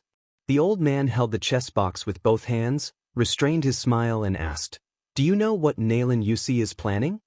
Su Fengnian put the chess box on the corner of the chess block. "Generally speaking, he wants me to help Yan Qi King and his son to delay the grassland cavalry for at least 1.5 years. Chancellor Wang said in a deep voice, "You agree?" Su Fengnian leaned forward and pinched a chess piece with 2 fingers, smiled faintly and said, "For this kind of thing, it's not about whether I agree or not, because it's meaningless. If I agree, Do you really believe that Xen Liang will treat the Beiliang frontier army well? If I don't agree, do you think the Beiliang cavalry won't fight the Beimang barbarians? Chancellor Wang's words were earth-shattering. Jean Bauscher, who was bending down to collect the chess pieces, was so shocked that his hands trembled. Then have you ever thought of meeting the old woman in private to divert the trouble? Let the Liang and Liao border army be in a mess, and then let Zhao Bing and Zhao Zhu, who have taken over Great Peace City, clean up the mess? Beiliang will reap the benefits. Not to mention anything else, at least there will be fewer deaths. Su Fengnian said calmly, I have thought about it. Jean Bauscher's eyes widened, his face instantly turning pale. Su Fengnian smiled, but it's just a thought. The old man's expression was dark and hard to understand. He stared at the young king's eyes, trying to find some clues. The old man let out a breath. May I ask why? Su Fengnian gently put the chess piece back into the chess box. It's hard to distinguish between black and white in the world. But there are right and wrong in the world. The old man said impatiently, You brat, to put it simply, don't try to mystify things just because Jean girl is here. To be honest, even if this girl is willing to like you, do you dare to like her? Jean Bauscher's face turned red as he stared angrily at the old man. Su Fengnian said helplessly, To put it simply, it's very simple. If Su Shao was still alive, when faced with Northern Mang's million cavalry knocking on the pass and pressing down on the border, wouldn't he secretly run over to the old woman and tell her that he would lead the troops to attack Gu Jiantang and that we would call a truce in Liangmang? The old man said exasperatedly, That's not the same. Su Shao is Su Shao. That old woman liked your father in the past, and your father, as a man, couldn't put down his face and didn't want to open his mouth. There's nothing strange about that. But you, Su Fengnian, are different. Su Fengnian did not answer the question. He looked at the old man and asked, If the Beiliang cavalry doesn't fight, are they still the Beiliang cavalry? The old man slammed the box heavily on the chessboard and reprimanded, You're already at death's door, why are you still acting like a hero? Su Fengnian's expression was normal. You can ask the Beiliang frontier army about this question and ask them if they agree. In the first battle of Liangmang, Liangzhou's Huda City, Liuzhou's Qingcang City, and Yozhou's Gourd Mouth, there were so many border soldiers. It's not that they're at death's door, they're already dead. It's useless to tell me that fewer people will die. The old man scolded, You're all idiots. Su Fengnian said angrily, Don't take advantage of your seniority. I'll really beat you up. The old man stretched his neck and made a chopping gesture. Come, you brat, come over here. Su Fengnian immediately smiled mischievously. I don't dare, I don't dare. Come, let's play another game of chess. I guarantee you'll win. The old man was skeptical. Really? Su Fengnian said in a serious tone, A gentleman keeps his word. The old man immediately changed his mood. Jean girl, don't clean up. I'll play another game with this well-deserved Yilin national master. You can watch me kill everyone. The second game of chess ended quickly. The old man who was killed by the dragon got up angrily, waved his sleeves and left. He didn't even take the chessboard and the box. Jean Baofu didn't take back the chessboard and the box. Before leaving the study, she secretly gave a thumbs up to the young lord. Su Fengnian laughed it off. At this time, a spy from the torture chamber came to the study and whispered, Deputy Jidushi Lu came with 7 Lu family's children. Su Fengnian rubbed his eyebrows and nodded, Let them come here.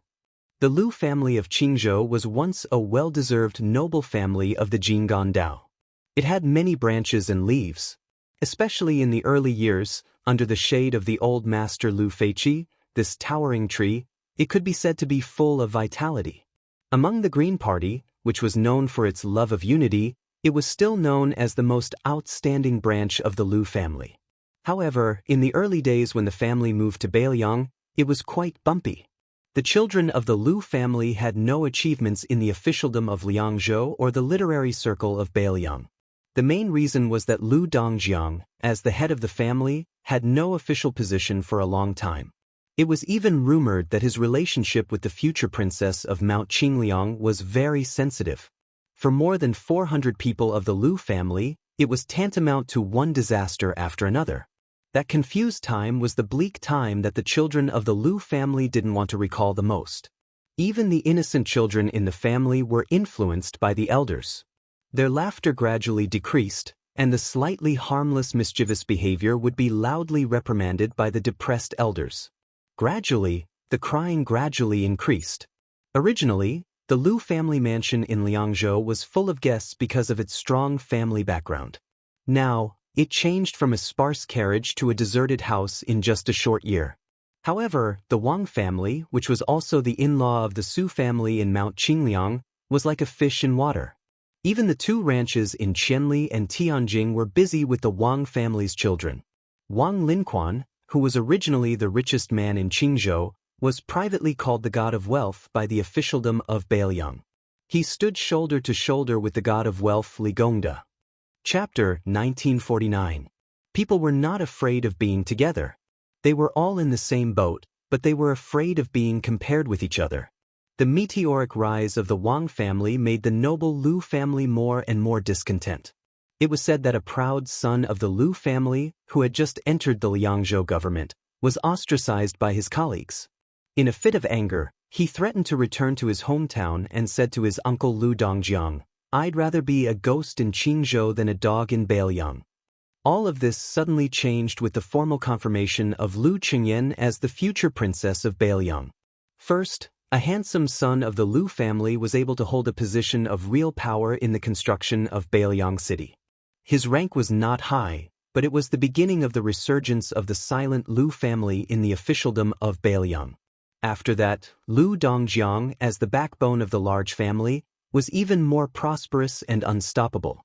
He was promoted all the way until he was now the deputy administrator of a province. He was a secondary class 2 official and a real governor of a frontier. In the whole territory of the Central Plains, the famous scholar Lu Huabua, who was only in his early 40s, could be considered the youngest local civil official leader. This time, Lu Dongjiang rushed from Lingzhou to North Resisting City. There were 6 young people from the Lu family in the caravan. There were 4 branches in the Lu family, and each branch had at least one person who received this honor. They were able to meet the young vassal king together with the vice administrator. In addition to Lu Chengsong, who was an outstanding talent of the younger generation, who was originally an official in Beijing, there were a total of 7 young people following behind Lu Dongjiang. Under the guidance of a military counselor wearing a green gown with a seal and ribbon hanging from his waist, they headed toward the study room next to the second hall's Qiushi Hall. Lu Dongjiang deliberately asked Lu Chengsong to walk side by side with him. Lu Chengsong was now in charge of the new city's provisions. He was officially promoted from a turbid to a clear rank. In layman's terms, he was promoted from an official to an official. Therefore, the deputy administrator, who had high hopes for Lu Chengsong, was full of smiles. Listening to the son of the Lu family talking about some interesting stories in Beiliang City, he nodded frequently and could not hide his gratification. After the unification of the Central Plains, the Liyang imperial court, which had once suffered from the disaster of the separatist regime of the vassal towns, delegated far less power than it gathered. Apart from the Wangye who had been conferred the title of king or vassal, even if you were an important minister at the border, such as Jingshi or Jidushi, you absolutely did not have the right to establish your own government. Arbitrarily choosing an advisor to serve as an imperial court official with inferior rank was a major crime, which was to migrate thousands of li. However, Northern Liang was an exception. Regardless of whether it was the Liangzhou border army or the Guanyi officialdom, as long as one reached the 3rd rank, both the old and new generations of vassal kings would turn a blind eye to it. They had always allowed the handful of civil and military officials to set up their own manors and select their own aides and staff.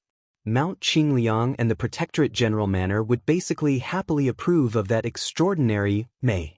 Beiliang was an exception, and Lu Dongjiang was also an exception. However, the deputy administrator was a famous scholar. He cherished his reputation and did not promote the members of the Lu family to high officials. There were more than 10 people scattered, most of whom were just some minor officials who had just entered the ranks of the Qing stream. Perhaps this was a return of a favor to the son-in-law surnamed Su. The young man walking at the end of the line was from the 4th branch of the Lu family. There were few men in the fourth branch. When the ancestor Lu Feiqi was alive, the fourth branch was dispirited. This young man named Lu Qingqing took advantage of the fact that he was the tallest among the shortest. Otherwise, he would not have the chance to show his face in the study room. Lu Qingqing had been a nobody in the Lu family since he was a child. His aptitude was average and his literary talent was average. Naturally, Lu Dongjiang regarded him as a stupid junior who could not be of great use. However, he was gentle and never caused trouble, so he was not worrisome. This time, when they came to Bailiang City to meet the Lord, they brought along this silent young man whose father had died long ago. Lu Qingqing was alone at the end of the line. His footsteps were steady and he looked straight ahead. He did not look around curiously like other young men of the same generation, nor did he look complacent like the two Lu family members in front of him. Unlike the famous Lu Chengsong and the others, Lu Qingqing was still studying hard after he moved to Bailiang with his family. Therefore, when the Lu family collapsed, this young scholar who had no support in the family was the least disappointed. When the Lu family rose rapidly, he did not ask for an official position from the head of the family, Lu Dongjiang, who had both hands full of seals and ribbons, but went to the Green Deer Cave Academy in Yuzhou to study. His life was still ordinary. Until now, no one knew his identity as a member of the Lu family.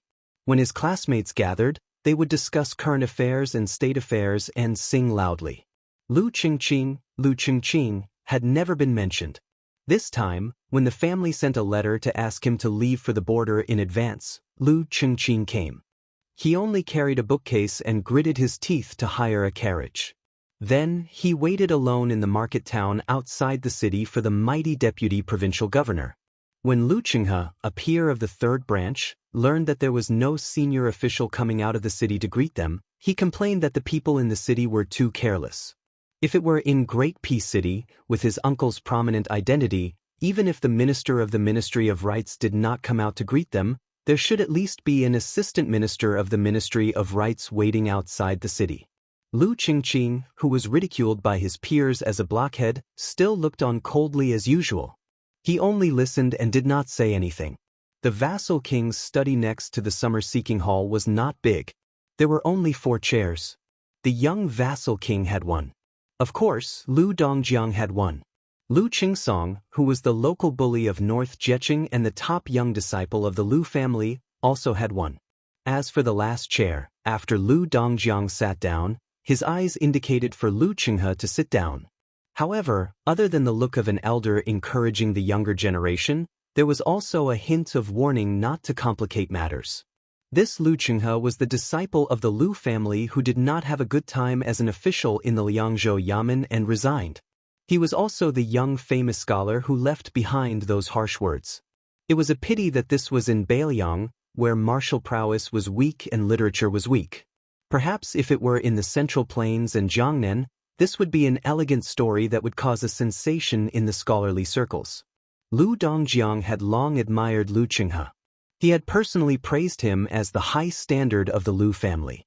High standard meant high branch, which implied the height of the mountain tree. When Lu Qinghe was young, Lu Dongjiang did not hesitate to advocate for him in the literary circles of Jinggan Taoism. Lu Qinghe did not disappoint and earned himself the nickname of Little National Scholar. He was the only young man who could compete with the relatively more pragmatic Lu Chengsong. As for the dull and quiet Lu Qingqing, he was afraid that he did not even have the qualifications to be looked at seriously by the 2 young men of the same generation. There were 4 chairs in a study room.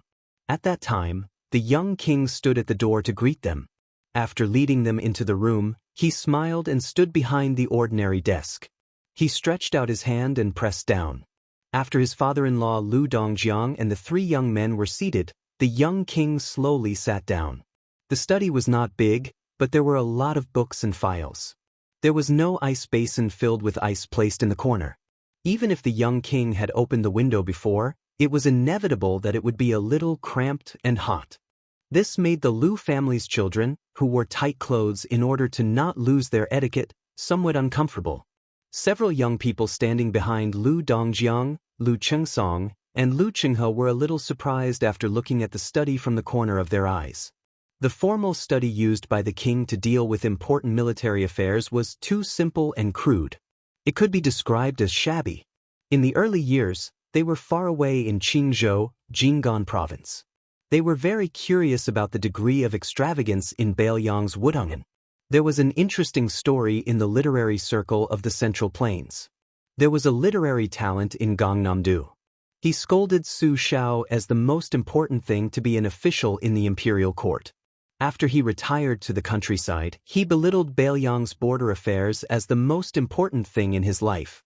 The old man, who was from an ordinary aristocratic family, was good at writing graceful poems in his later years.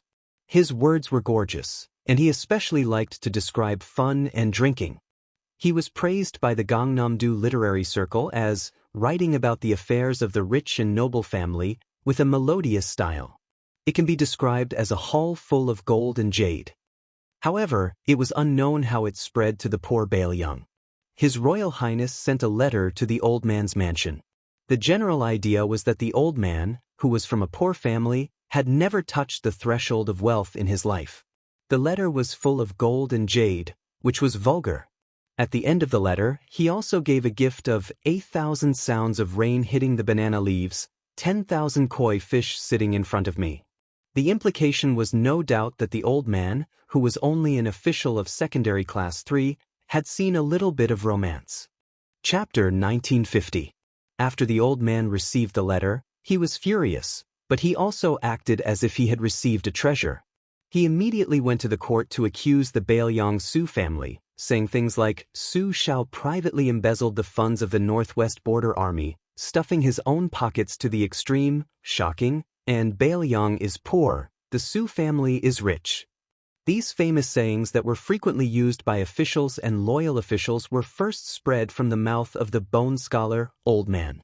However, after so many years, when the news of 10,000 great snow dragon riders from northern Liang coming down to Jiangnan spread, the old man who had once said, I am willing to kill cripple Su with a headbutt, immediately moved his entire family to Great Peace City.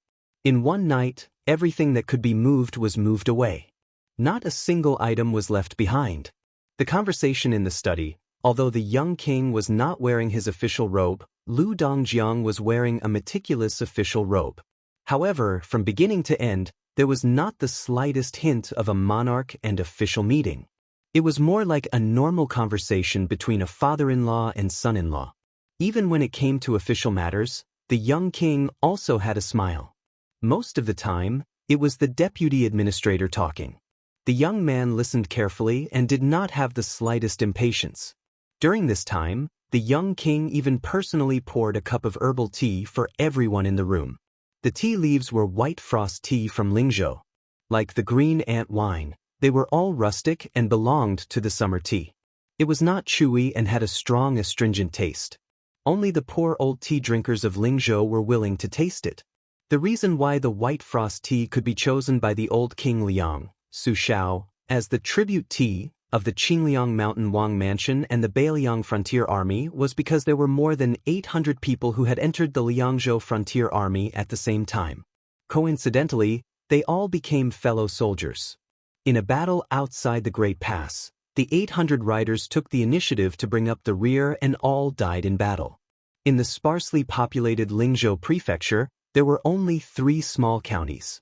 At that time, almost every household was dressed in white frost. In this regard, the children of the Lu family probably had not even heard of it. They were just wondering how the young king, who was used to the most luxurious and leisurely days in the world, could eat this. Of course, most of the young people, as long as they could drink this cup of tea, even if it was disgusting, they would still be happy. Only Lu Chengqing, who was standing in the corner, felt bitter. Even on the short journey into the city, he had been listening to Lu Qinghe and the others talk about the antiques and treasures that had flowed into the people from Bailiang Palace.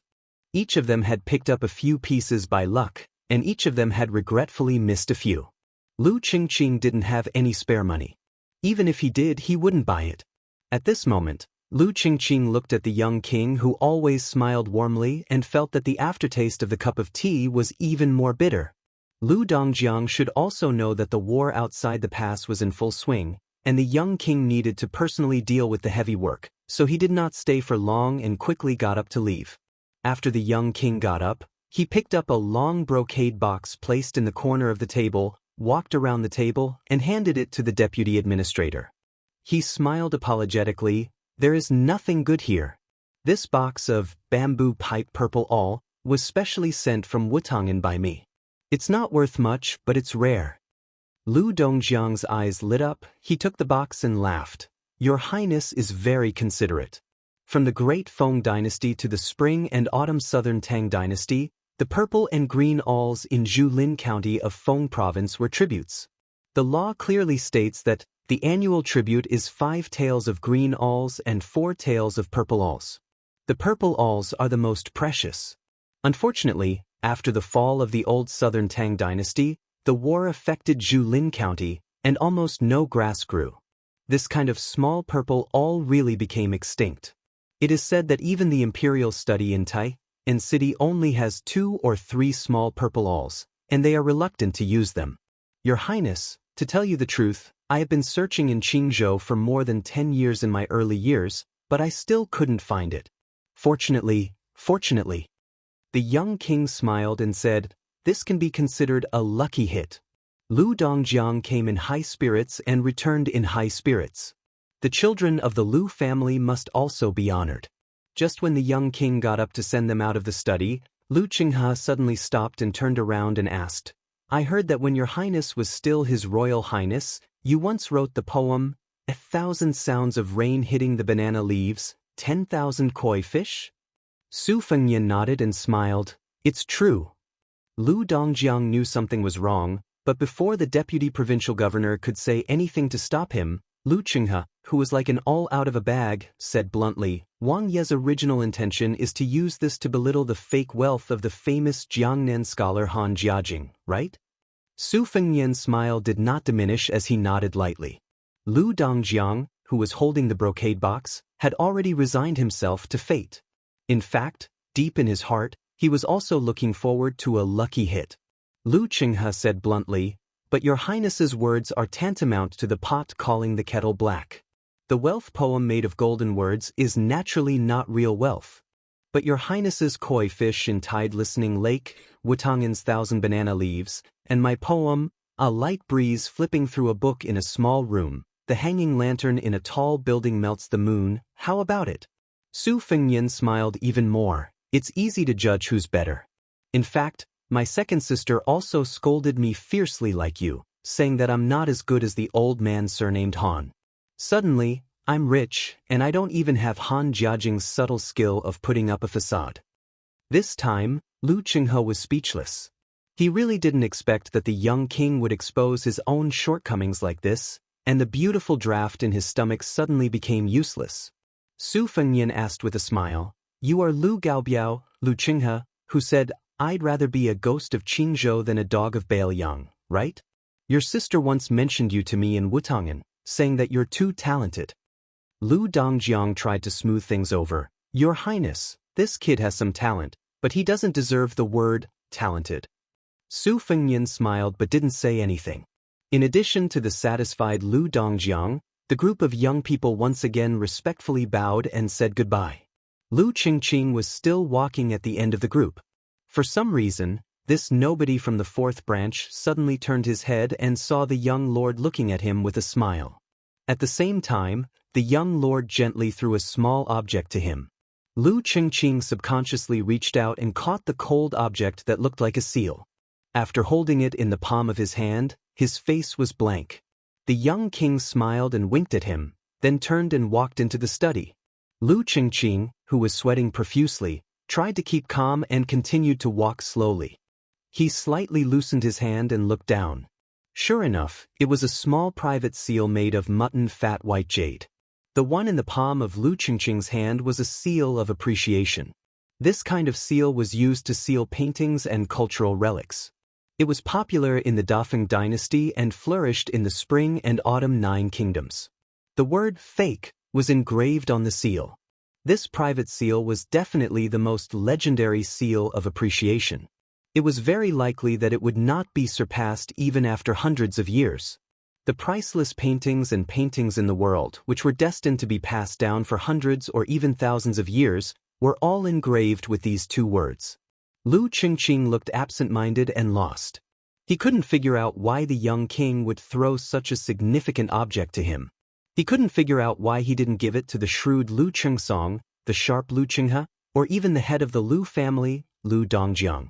Su Fengnian sat back at the table and smiled. For the young man Lu Qinghe's pretense of being noble, he only regarded it as a joke. Lu Qingyan did mention this cousin, but it was not because he was too talented, but because he was full of depression like a resentful woman. It could be seen that Lu Qingyan didn't have a good impression of Lu Qinghe. But Lu Qingyan, who could be indifferent to her father Lu Dongjiang, was very optimistic about her unknown cousin Lu Qingqing.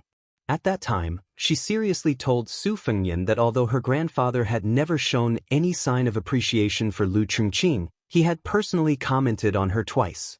The first was that, a family of elms is useless, but a sandalwood knows nothing. The elms meant that everyone in the Lu family was mediocre, and the sandalwood meant that the fourth house's younger brother Lu Qingqing. The second was that, he has the talent and insight of a provincial governor in troubled times and the character of a minister of peace. As the leader of the Green Party, Lu Feiqi was obviously full of expectations for the future of the collateral descendant Lu Qingqing. The box of 6 small purple alls was actually sent by Lu Qingyan from Wutong'an to the manor in North Jebei City. Of course, her original intention was not for Su Fengnian to give to Lu Dongjiang. She purely wanted to leave something for her man, so she secretly hid it and didn't let Su Beiji take it away. As for the world-famous seal of appreciation, Su Fengnian was indeed reluctant to let it go from Mount Qingliang to the Central Plains. But if it was given to Lu Qingqing, there was nothing to be reluctant about. Su Fengnian was willing to give it to a scholar instead of an endorser, just like when he bought poems from Bailiang in the past. Su Fengnian also didn't have any utilitarian thoughts. After all, Lu Qingqing was still a piece of unpolished jade that had not been carved yet. Even if Bailiang wanted to use him, they had to win the second battle of Liangmang first. Su Fengnian sat alone in the study and closed his eyes to rest. For some reason, he remembered the game with Chancellor Wang and muttered to himself, "Slay the dragon, slay the dragon, slay the dragon," carrying 2 capitals, not sending the emperor, but sending the Central Plains. Chapter 1951. As Murong Baoding's main force split into 2, they headed south to Liuya and Fuling. At the same time, Dongzhu's hundreds of thousands of private soldiers were also approaching Huayang Pass. However, Beimang suddenly changed its plan again. Dongzhu's troops did not change their route and continued to attack Huayang Pass. However, Murong Baoding's troops were ordered to continue south and find the 2 main forces of Bailiang's border cavalry to fight a decisive battle. The task of restraining the 2 military towns of Liuya and Fuling was handed over to the 2 Norland dignitaries who had suddenly sped up their advance to the south, Helian Wei, the holder of the Heshi province, and Wang Yong, the holder of the Aquarius province. The Emperor of Beimang was not so naive as to let Murong Baoding's troops face Bailiang's left and right cavalry alone. Southern General Zhong Shuntong and Longguan's noble leader Wanyan Jinliang would be Murong Baoding's backup. She probably knew the temperament of the Orange Province's border guard. Other than the imperial edict on the table, there was also a secret edict that was even more cruel and cold-blooded. If you, Murong Baoding, are not willing to make contributions and hesitate in the vast area south of Liuya and Fuling, I will let Zhong Shuntong and Wanyan Jinliang go south to kill the enemy for you.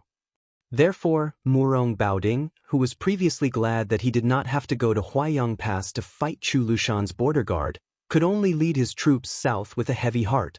He could ignore the imperial edict and the emperor's verbal threats, but Murong Baoding definitely did not think that the crown prince's Chieshui army would show mercy to his uncle after meeting his own troops. Moreover, he had heard that the emperor had even given the 2 iron cavalry units named after Murong and Yelu to his nephew. Extending one's head and withdrawing one's head was the same as withdrawing one's head. The old and crafty Murong Baoding could only choose the lesser of 2 evils. After all, fighting against the left and right cavalry outside Liangzhou Pass was something many northern Mang generals yearned for even in their dreams. The so-called Northern Liang Cavalry's main force had always been these two northwestern border cavalry. There were two reasons why Murong Baoding was slightly relieved. One was that after the first battle, the Longxiang army in Liuzhou took away a considerable number of border army elites from the left and right cavalry units. Chao Wei and Ko Jianghuai also took some away. The second reason was that the old Marshal He Zhong suddenly withdrew from the left cavalry. At the same time, Li Yanchao led a large group of young and strong lieutenants to the right cavalry. The left cavalry was temporarily leaderless, so the morale of the troops was definitely shaken. Huaiyang Pass had been heavily besieged by Dongzhuo, cutting off their escape route and completely cutting off their connection with the three military towns of Liuya, Fuling, and Chongzhong. Chongzhong only had infantrymen guarding it, so it was a dead city. Naturally, they had nothing to worry about. The two towns of Liuya and Fuling were each garrisoned with elite cavalry who were good at long-distance raids. However, they had to face the fierce attacks of Wang Yong and Helian Wei, two famous generals who did not care about casualties. They were like clay bodhisattvas crossing the river. Therefore, it could be said that the defense line outside Liangzhou Pass to the north of the left and right cavalry units had been cut into pieces. After cutting off the connection between the main forces of Bailiang, which was already at a disadvantage in terms of military strength, they naturally nibbled away and ate to their heart's content. They used the heads of Bailiang generals in exchange for the military merit of being conferred the title of Marquis and General. There were very few battles inside and outside the gourd mouth of Yuzhou. Occasionally, there would be skirmishes between several hundred cavalry. Compared to the two battlefields in Liangzhou and Liuzhou, where tens of thousands of cavalry would fight at every turn, it was really not a big deal. To the north of Qingcang City in Liuzhou, after receiving reinforcements from Deputy General Xia Shibian's monk soldiers, Ko Jianghuai launched the third interception of Huang Songpu's Western Army. For some reason, Ko Jianghuai, who had made the Beimang border army dizzy in two large-scale cavalry battles, after receiving reinforcements from Mount Lantua's monk soldiers, perhaps after combining the cavalry and infantry, Ko Jianghuai's army had already exceeded the limit of its ability, or perhaps he was wary of Xia Shibian, one of the twin jade annulus of Dechu. In the end, this battle was fought in an extremely orthodox manner, and also extremely tragic. Ko Jianghuai used Mount Lantua's monk soldiers as the middle army, forming a common infantry formation of the Central Plains. Su Longxiang and Li Mofan each led a Longxiang army as the two wings. The Liuzhou cavalry, which had not reached 10,000 men even after temporary reinforcements, stayed behind the infantry formation as the last remaining force to enter the battlefield. Since Ko Jianghuai adopted an almost passive and conservative stance, Huang Songpu decisively gave up on his original relatively conservative offensive stance, completely switching to a large-scale offensive. On that plain battlefield that was already easy for warhorses to gallop on, the old general ordered the cavalry's front line to be greatly extended, the three southern border cavalry troops launching a fierce charge at the same time. It had to be said that in a serious cavalry battle, this allowed the grassland cavalry to display the greatest degree of mobility. Every single northern Mang warhorse's hooves could be said to be filled with the aggressiveness of grasping opportunities with great precision. Xie Shi border army's monk soldiers completely became spectators of the battlefield. Apart from only being a nominal mainstay of the Liuzhou border army, they didn't have the expected effect of repelling horses at all. The grassland cavalry completely turned a blind eye to this firm infantry formation that was brimming with dense spears and cold shields. If not for Ko Jianghuai's Liuzhou border army's decisive attack at the crucial moment, stabilizing the dangerous situation that was already leaning towards northern Mang, Liuzhou border army might have already become a thing of the past after this battle. From beginning to end, Xie Shibian's monk soldiers who had rushed from the western regions to the battlefield of Liuzhou not only did not have the effect that they should have, but instead became useless under Ko Jianghuai's command. In a sense, they could even be called a burden. On the battlefield, from the end of the first battle of Liangmang to the two previous interceptions in the north, this was the first time that the Longxiang army had suffered such heavy casualties. A total of 8,000 Bailiang elites had died in battle. This allowed Huang Songpu's southern court main force to finally obtain a small victory that the peace order of Beimang had been waiting for. The southern court was originally filled with worry and sorrow, but suddenly the old general who had been criticized for his 2 defeats suddenly sang praises in unison. He did not hesitate to be named the Qi-Yanglong of Liang. The Western Court's Ministry of War and Ministry of Rights both asked the king's tent to speak. This was a great victory that had not been seen in 20 years at the border between the 2 states. Although he did not behead Su Longxiang, Li Mofan, Ko Jianghuai, and Xie Shibian, the emperor should still confer the title of Marquis to the victorious general Huang Songpu. In the study of the second hall of the Northern Mansion, Deputy Jidushi Yang Shenxing and the Liangzhou provincial governor visited the young king one after another. The old general's face was heavy, his hands gripping the edge of the chair tightly. He gritted his teeth and said, although there was a statement from Liuzhou beforehand, the death of nearly 10,000 dragon elephant cavalry and the death of 3,000 Liuzhou cavalry is really. The old man seemed to have no idea how to comment on the Battle of Liuzhou, so he stopped talking and shut his mouth. The Battle of Miyun Pass in the western regions, the 2 beautiful interceptions to the north of Qingcang City, and the attack and defense of Linyao and Fengxiang combined to create a great situation for Liuzhou. It was as if Ko Jianghuai had destroyed it overnight. Could it be that the rumors in the mansion were becoming more and more intense? Liuzhou's success was due to Ko Jianghuai, and its failure was due to Ko Jianghuai? Bai Yu came to the study a little later than Yang Shenxing. At that time, he brought out a small and exquisite copper incense burner from somewhere. After greeting the young lord, he was not in a hurry to talk. Instead, he stood beside the desk and put down the ancient copper incense burner. However, he was not in a hurry to burn the incense. Instead, he strangely ran to the bookshelf and rummaged through it. Finally, he pulled out a secret file that recorded the resume of the Northern Mang's Southern Dynasty's main general that was collected by the Fu Shui Chamber's spies in the early years. Then, he lifted up the sutra burner in the copper incense burner and placed it heavily on the book. Only then did he look up at the confused young lord and said with a smile, "Help your highness suppress the fate of old Huang in Northern Mang." Yang Shenxing's face was full of suspicion. Was this the mysterious secret of the Daoist mansion of Longhu Mountain? Was it really useful? Su Fengnian, who understood the root of Taoism, did not know whether to laugh or cry. Why is Mr. White Lotus so naive? Yang Shenxing, who was originally in a better mood, almost vomited blood when he heard the young king expose Bai Yu's background. Chapter 1952. Bai Yu didn't forget to turn the copper cauldron slightly, straightening it out.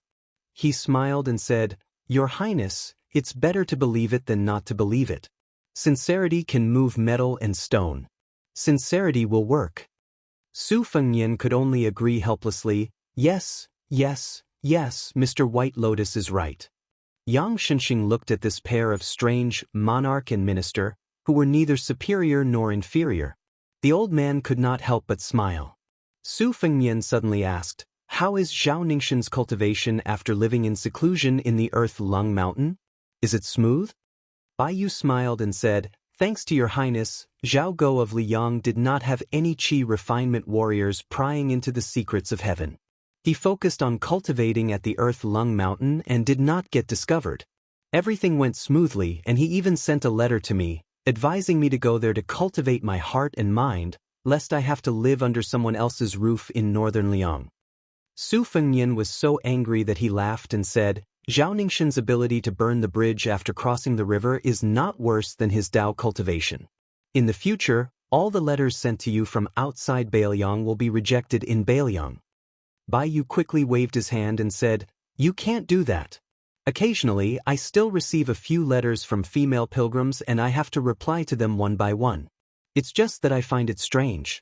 Why are all the letters asking about my relationship with His Highness? Can I ask His Highness for a few pieces of calligraphy on their behalf? They even talk about how their nieces are in the prime of their youth and how virtuous they are. It's really hard to understand what they're saying. It's very disappointing." Su Fengnian took a deep breath and looked out of the window. He softly said, Jia, don't forget that you're about to receive the gift from Shishu. So, Mr. White Lotus's words should not be spread to the 4 halls, right?" A head gently squeezed open the window and her chin rested on the window frame. The girl opened her eyes wide and looked like she was bargaining with him. Su Fengnian said, "Take a guess." The young girl chuckled and disappeared. Su Fengnian's face was filled with grief and indignation. He wanted to say something but stopped himself. After Mr. White Lotus's jesting and Jia's flaunting, the heavy atmosphere in the study relaxed a little. By the time Miss He ran to the fourth hall to complain, Su Fengnian restrained his expression and said to Yang Xinxing in a deep voice, "Liu Zhou has already launched 3 interceptions." In his secret letter, Ko Jianghuai did not mention in detail how the 4th battle will be fought. He only mentioned that he wants to borrow the entire Qingyuan army's defensive line. What do you think?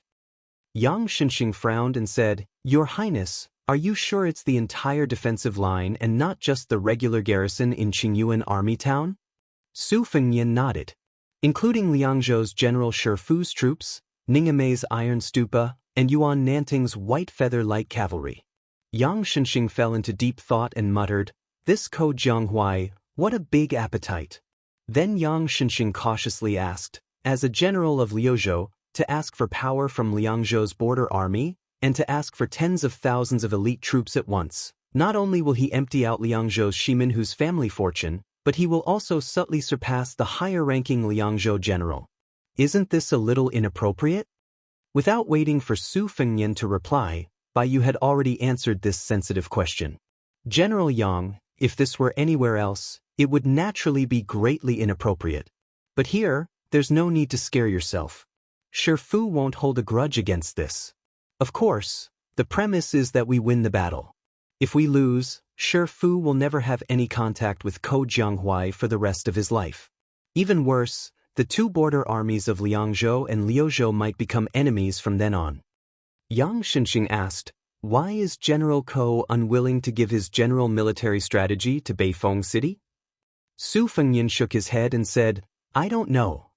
Yang Xinxing flew into a rage and slammed his palm on the edge of his chair. This Ko Jianghuai is truly audacious. How can he treat a matter of national security so lightly? Su Fengnian didn't bat an eyelid. After hesitating for a moment, he rubbed his forehead and said self-mockingly, "You can lose a battle, but you can't vent your anger. This has always been the rule of my Bailiang cavalry. Since I personally pushed Ko Jianghuai to the position of Liuzhou's commander, I have to help him clean up this mess." Yang Xinxing asked tentatively, "Why don't you reconsider?" Su Fengnian shook his head and said, "Forget it. Go back to the barracks and write 3 secret letters to Shifu, Ningamei, and Yuan Nanting.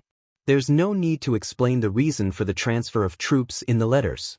After you've finished writing them, send them here and I'll stamp them with my seal." Yang Xinxing felt as if a heavy burden had been lifted off his shoulders. He stood up and strode away. Su Fengnian raised his head to look at Baiyu and asked with a smile, "Then as for the letter to Ko Jianghuai, should I personally write it, or should I trouble Master Bai Lian?" Baiyu blinked his eyes as if he didn't understand. Su Fengnian said unhappily, "Don't play dumb with me. I don't know the depth of your relationship with Yang Xinxing and Ko Jianghuai, but the 2 of you came here together today, one playing the good cop, the other playing the bad cop. I'm not a fool. How can I not guess that Ko Jianghuai has boarded your ship?" Baiyu said seriously, "A local general colluding with an important minister of the imperial court to obtain military power. Even if it's not enough to warrant the death penalty, he should at least lose his position, right?" Su Fengnian glared at him and said, "Again." Baiyu laughed loudly. "I'll write a letter to Ko Jianghuai right now, saying that your highness has agreed to all of his requests. However, if that Ko Jianghuai doesn't make up for his losses in the 4th battle with interest, then he'll have to be lighter by 10 caddies." Su Fengnian was puzzled. "What do you mean lighter by 10 caddies?" Baiyu stretched out 2 fingers and tapped his neck. "I don't have a head." Su Fengnian was first enlightened, then he slammed the table. "Baiyu, what nonsense are you spouting? If you're not giving Ko Jianghuai a way out, then what are you trying to do? When that Ko Jianghuai loses, he can just take off his helmet and armor and he'll still be lighter by 10 caddies. How am I supposed to reason with him?" Baiyu said with an aggrieved expression, "Your Highness, You're gauging the heart of a gentleman with the yardstick of a villain. Su Fengyan waved his hand with a straight face. Get out of here, I'll write this letter myself. Bai Yu swaggered out of the study room and said, I can save a few hundred words of writing a letter, now I can read a few more pages of miscellaneous books. That's great, that's great. The young vassal, Jia, chuckled. I originally kept 2 small purple alls and wanted to give it to someone. Now that I think about it, I'll give it up. That's great. Mr. White Lotus, who was once praised by the late Emperor of Liang as, I thought he was an immortal when I first saw him, quickly turned around and ran to the desk with a bright smile on his face. He squinted his eyes and looked around. Where is it? Take it out. I've said it before, the purple alls that are most suitable for small characters were given to Lu Kuobo, who is good at writing big characters. It's really a waste of God's gift, a waste of God's gift, a waste of God's gift. Then the young vassal said with a smirk, You really believe it? That box of small purple alls, I'll give them all to my father-in-law. Bai Yu stiffly turned around as if he was struck by lightning. When he stepped over the threshold, he raised his arm high and pointed his middle finger. Just when Mr. White Lotus was about to step over the threshold, he heard a wicked laugh behind him. Here, 2 small purple alls, take them. Bai Yu stopped but did not immediately turn around. He was in a dilemma. In the end, Mr. White Lotus gritted his teeth and continued to move forward. He felt that the young vassal was most likely bluffing. He must not continue to be deceived. Sure enough, when Bai Yu left the corridor and walked down the stairs, Su Fengyan did not ask him to stay. Bai Yu walked all the way to the door of the yamen, but he vaguely saw the girl who came and went the most freely in the yamen. She walked towards him and gave him 2 slender long brocade boxes. She said indifferently, He gave them to you. At that moment, Bai Yu said that he was not touched. Mr. White Lotus sighed and went back to his seat in the study room. He had mixed feelings. After he came back to his senses, he gently opened the small brocade box, carefully picked up the brush and stared at it. He was instantly stunned. Damn it, what kind of small purple alls are they? They are clearly ordinary sheep's hair brush. After a long time of being stunned, Bai Yu inexplicably held his belly and laughed. Everyone in the room was stunned. Only Bai Yu felt that it was really good. After he put down the sheep's hair brush, Bai Yu, who had weak vision, opened his eyes and looked outside the room. It was just a blur.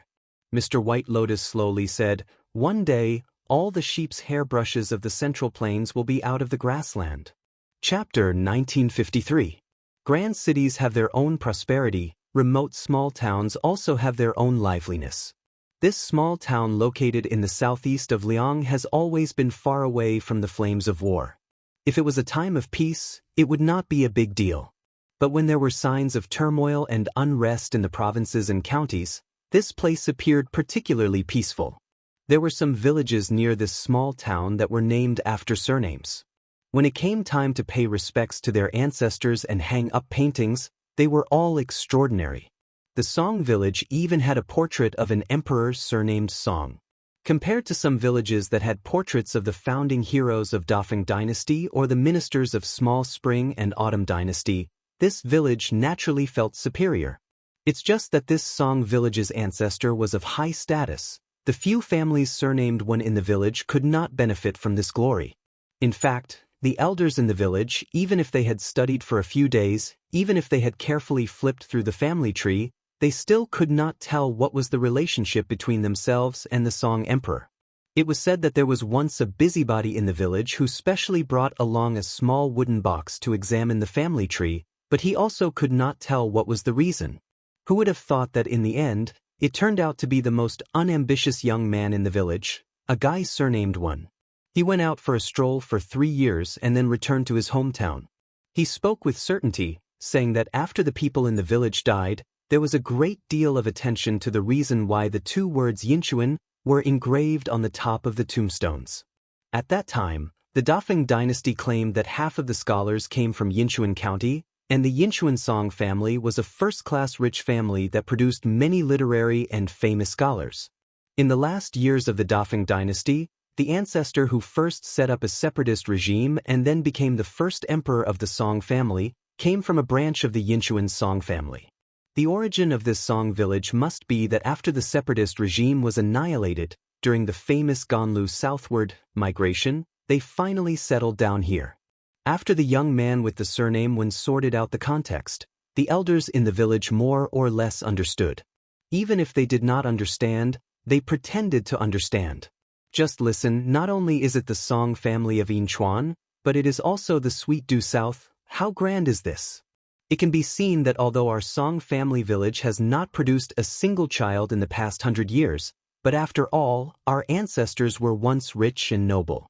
Moreover, it must be that the fortune of our ancestors was too great a few hundred years ago, so the descendants of the later generations had no choice but to be content with their lot. The young man surnamed Wen was originally not well liked in the village. Unexpectedly, after he returned to his hometown with a lame leg and was in dire straits, it was as if he had become a completely different person. Not only did he not have the sloppy appearance of carrying a wooden sword at his side, but he also did odd jobs in the small town's restaurant. Not only did he rely on his elder brother and sister-in-law to support him, he could even send money home. What was even more unexpected was that the young man had married a virtuous and moving wife. Previously, they had held a banquet in the open space outside the village's ancestral hall. That young woman made many young men surnamed Song, regardless of whether they were married or not, stare at her. After the young man surnamed Wen married his wife, he no longer stayed in the restaurant's miscellaneous room. He saved some money and rented a small courtyard in the small town. There were 3 rooms. Excluding the wedding room whose windows were covered with red festive paper cuts, a small room was used to store sundries, and the remaining room was not empty. The bedding was brand new, it was clean and spotless by the woman who kept the house. This was because her husband had said that in the future, perhaps his brothers would come to their house as guests. No matter what, they had to have a place to stay. Otherwise, it would be too improper. Moreover, to let his friends fork out money to stay in an inn or a restaurant was not only seen as an outsider, it was also wasteful and not particular. She went along with him and felt that this was reasonable in her heart. Although her family was not well off now, she, who came from a small family, could only be considered well off. But in fact, she was a woman with a generous mind. In the beginning, when she insisted on marrying him, no one in her family was willing to agree. They did not even give her a dowry. She also gritted her teeth and did not ask for anything from her parents. Fortunately, time revealed a person's heart. Now, she wanted to bring him back to her maternal home. Although her parents would still give her some face, several of her elder brothers had more or less untied the knot in their hearts. They knew that their father could not bring himself to do that, and it was inconvenient for him to drink with that brother-in-law of his at the dining table at home. However, each of them secretly went to her courtyard and did not forget to bring wine and meat. They were already like a family. She knew that when she had a child and her parents had grandchildren at that time, they would find a way to step down and completely forget about him. However, no matter how small the town was, the expenses were not small. Relying on the man to earn a living as a waiter in a restaurant, the two of them could still be considered well off. But once there was a third little mouth in the family, it would be hard to say. Fortunately, her needlework skills were well known. One of her sisters opened a cloth shop, and those exquisite little things that she sewed were placed on the counter to add to the customers who bought cloth. The shop's business also improved by 2 or 3 points. Therefore, in this month she was able to earn 2 or 3 taels of silver. Unexpectedly, she was not much worse off than the man who was the head of the household. These 2 days, the town was bustling with activity. Before and after the summer heat, the Hungry Ghost Festival had been a custom in the southeast area of Liyang since ancient times. There were also some activities to worship the ancestors and welcome the autumn. Although the Hungry Ghost Festival was called the Ghost Festival in their dialect, it was said that the King of Hell was merciful and specially opened the Ghost Gate during this period of time to let the deceased return to their hometown to see their descendants in the world of the living. In fact, it only sounded a little scary, but adults and children did not avoid it. They only felt that it was something that could be enjoyed. Monks and Daoist priests would begin to give alms to the poor. Ordinary people would also erect lanterns and light up river lanterns. Especially young children, who could be in the arms of their parents, tiptoe on the bridge railings, or lie on the bluestone slabs of the river bank. Their eyes were filled with colorful lotus lanterns, and their hearts were filled with joy. It was no less than the Mid-Autumn Festival when they could eat mooncakes. Yesterday, he went to the village to pick up his nephew. He planned to let his wife take the child shopping. Coincidentally, his wife was clever and skillful with her hands. She made 2 large bamboo baskets of river lanterns and wanted to sell them by the bridge. He believed that with her craftsmanship, they would soon be snatched up by the customers who went out for a night trip. He had seen her weaving lanterns in the courtyard before. There were many kinds of lanterns: flowers, birds, fish, insects, lotuses, turtles, cranes, dragons, and phoenixes. He really did not know how there could be such a skillful pair of hands in the world, so he sat on the bench to cool off. In any case, he could not help, and even if he helped, he would only be more of a hindrance. He could only be secretly happy. After his scholarly nephew arrived in the small town, he was a little reserved at first. During the day, he would first bring him to the restaurant and obediently listen to the storytellers in the corner. He listened with great interest. The child's temperament was like his father's, introverted and honest, and did not speak much. As the uncle, he liked but was also worried. He liked the child's honest temperament, but was worried that if he was too honest, he would easily be taken advantage of when he grew up. The restaurant that the waiter surnamed Wen worked in was now considered a famous place in the small town. Although most of the restaurants in the town had hired storytellers to tell stories of Jianghu, only their restaurant always told the freshest and most novel stories. All of this was naturally due to him. Earlier on, it was he who successfully persuaded the restaurant's manager to not be stingy with the storyteller's travel expenses to the county or even the provincial capital.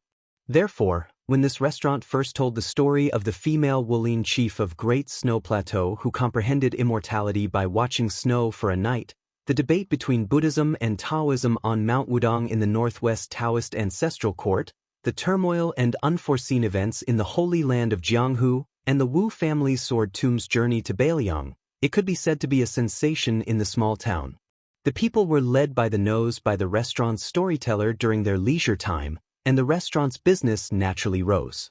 However, the waiter surnamed Wen, who deserved the title of the #1 hero, secretly paid for the storyteller's first travel expenses to the county capital. He had never asked the restaurant's manager for a dividend. Other than the copper coins that the restaurant's customers tipped him after they drank too much, the restaurant's pay for him was still the same as it was on the first day he entered the restaurant. There was not a single copper coin increase.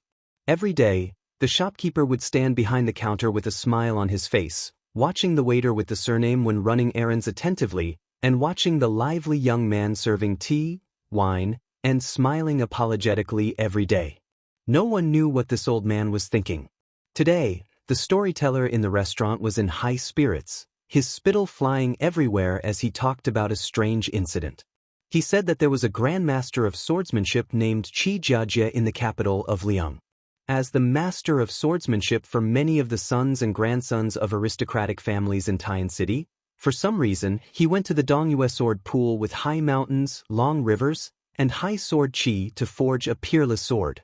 Then, Qi Jiajie went to the foot of the Wudong mountain in Beiliang first, a small town that was not much more famous than the one they were in. His flying sword arrived later, crossing thousands of miles in one go, and he thrust his sword at the young king with a different surname who was in charge of the northwest border. It shocked the heaven and earth and made ghosts and gods cry. The sea of clouds opened up for thousands of miles, and the sword qi reached into the sky. Unexpectedly, the young king was even more amazing. He rose from the ground and stood proudly on the sea of clouds that bordered the border between Beiliang Road and Lianhuai Road. He actually blocked the flying sword that had the power to kill immortals. The storyteller talked endlessly. When he got to the part where he talked to his heart's content, even the old man himself was dumbfounded, not to mention the listeners who were drinking and eating in the restaurant. They were all speechless and stopped drinking and their minds were shaken. When they came back to their senses, the story was not over yet, and they had not heard the most annoying sentence, "Listen to the next part of the story." Of course, they had to ask the restaurant for 1 or 2 more pots of wine. The waiter's nephew, whose surname was Wen, was listening to a storyteller for the first time, and it was also the first time he heard about Jianghu people. He was even more dumbfounded, as if he was listening to a book from heaven. He sat on the small stool in the corner that his uncle brought for him, clenched his fists, pricked up his ears, and widened his eyes. He felt that listening to Jianghu stories was more interesting than reading the books of sages. Chapter 1954. Stories always come to an end, and so do restaurants. When the storyteller's story came to an end, it was already night outside, and the restaurant was about to close for the day. The owner of the restaurant, who had made a lot of money, was in a good mood today. He asked the cook to prepare a special meal, and called the waiter and his nephew to the table for a good meal. This made the inexperienced child overjoyed. However, he was a little scholar who had studied in a private school. When he ate, he sat upright and still. No matter how greedy he was, he did not move his chopsticks quickly. On the table, there were fish and meat that could only be eaten during festivals, so the child did not dare to eat too much. However, the owner of the restaurant smiled and helped the child to fill his bowl. The child was a little embarrassed and looked timidly at his uncle. The waiter smiled and said, "Eat as much as you want. Your grandpa is a great philanthropist in town and is very generous." The child smiled shyly at the owner, and the old man laughed. He poured a cup of wine for himself and the waiter, and pointed to the second floor with his chopsticks. He told the well-behaved child to come to the restaurant often in the future. The next time you listen to a storyteller, Grandpa will help you find a seat next to the railings on the second floor. The old man drank a cup of wine with the waiter and joked, "This child is not like you, honest and likable." The waiter proudly said, "That's right. His personality is like my brother's, and he is very lucky. He is good at studying and may become a scholar in the future." The child seriously retorted, "The teacher said that it would be good if I could pass the exam and become a scholar." The old man who revered scholars the most all his life rubbed the child's head and sighed. The county examination, the provincial examination, and the academy examination are all obstacles. Grandpa Shopkeeper will leave you with these words. In the future, every time you pass a test, our restaurant will give you a big red packet. If by any chance you pass the examination, whether you are a scholar or a scholar, don't forget to write a plaque for our restaurant and give Grandpa Shopkeeper face. The child nodded vigorously and happily said to the old man, "Uncle bought me a lot of paper and pens, but I can't bear to use them now. I still practice writing by dipping a branch in the water by the village stream like before. When I graze the cows, I will also draw on the ground. The teacher said that the clumsy bird flies first, and hard work can make up for it. There will be a time when I can write good words, and then I will write a big plaque for Grandpa the owner." Probably because it was rare to drink wine, the waiter's uncle joked, "Studying is good, and it will be easy for you to kidnap a wife back home in the future." The nephew, who secretly liked a girl of the same age in the village, immediately blushed and glared at the uncle. The waiter surnamed Wen and the manager of the restaurant looked at each other and smiled. After the meal, he asked his nephew to go home first. He still had to help clean up the restaurant. He would meet them at the bridge in town later. The manager of the restaurant looked at the young man who was busy cleaning up the dishes. He drank some wine and said in a slightly drunk tone, "When I took you in, I really didn't expect that there would be such a day. At that time, I just felt that you were pitiful. I thought that if you weren't forced into a dead end, you wouldn't have come to this small place of mine to eat and wait for death. Who would have thought that you would help the restaurant make a lot of money? To be honest, this year, the restaurant has made more money than the previous 10 years. The young man raised his head and smiled, "Good people will be rewarded, shopkeeper." The old man smiled and asked, "Should be?" The young man wondered, "Shouldn't it be?" The old man sighed, "Good people will be rewarded. A child like your nephew is willing to believe it, but an old man like me doesn't dare to believe it." The old man looked directly at the diligent waiter. "The guests who come here to drink, eat, and listen to books all think that you have no temper, but I don't think so. I always think that you," the young man joked. "Shopkeeper, you want to say that I have no future, right?" The old man laughed and scolded, "Nonsense, I really don't know why your wife likes you." The young man pointed at his face and said with a smile, "My parents gave birth to me to be handsome, shopkeeper. You really can't be envious." The old man waved his hand, "I won't talk nonsense with you. I want to talk to you about something serious today. The young man stopped smiling and stood beside the table with his hands behind his back. Shopkeeper, if there's anything, just say it. I, Wenhua, have no future, but I remember who is good to me. I don't dare to say that I will repay the kindness of a drop of water, and I don't have the ability to return the favor, but I have to return the favor. Even if I can't repay it all once, I, Wenhua, will repay it all in my life. So, shopkeeper, don't be polite with me. Shopkeeper, if you weren't willing to take me in, I might be chopping firewood or burning charcoal somewhere, or working as a part-time worker for some family. Not to mention marrying a wife, I can barely support myself and not starve to death. Even saving money to buy a pen and paper for my nephew would be difficult. The old man smiled and raised his head to stare at the young man with sincere eyes. He put down the wine cup in his hand. Most of the restaurant's business can be handled by you alone. As a shopkeeper, I am very idle every day, so I have heard the stories of the Jianghu that the storyteller told me, or the stories of scholars and beauties, and the strange tales of wild foxes. I have heard some of them, but there are a few sentences that I have remembered in my heart. There is a sentence that probably no one cares about, but I am very concerned about it. It's called, "It's hard to be honest since ancient times." The more I think about it, the more I find this to be the truth. So, later on, I am relieved to let you handle the business of this restaurant. At first, I was actually not without concerns, and I did intend to see if you would keep some for yourself. After all, the big business in the world is accumulated piece by piece. But I was very surprised that you didn't take a single copper coin from the beginning to the end. The account books are clear, and the account books are also clean. This is not easy. Wine reddens one's face, and wealth moves one's heart. This is human nature. So, you are an honest person. The young man said in a deep voice, "Shopkeeper, you are treating me as an outsider. I, Wenhua, can live a stable life today because of the shopkeeper's kindness.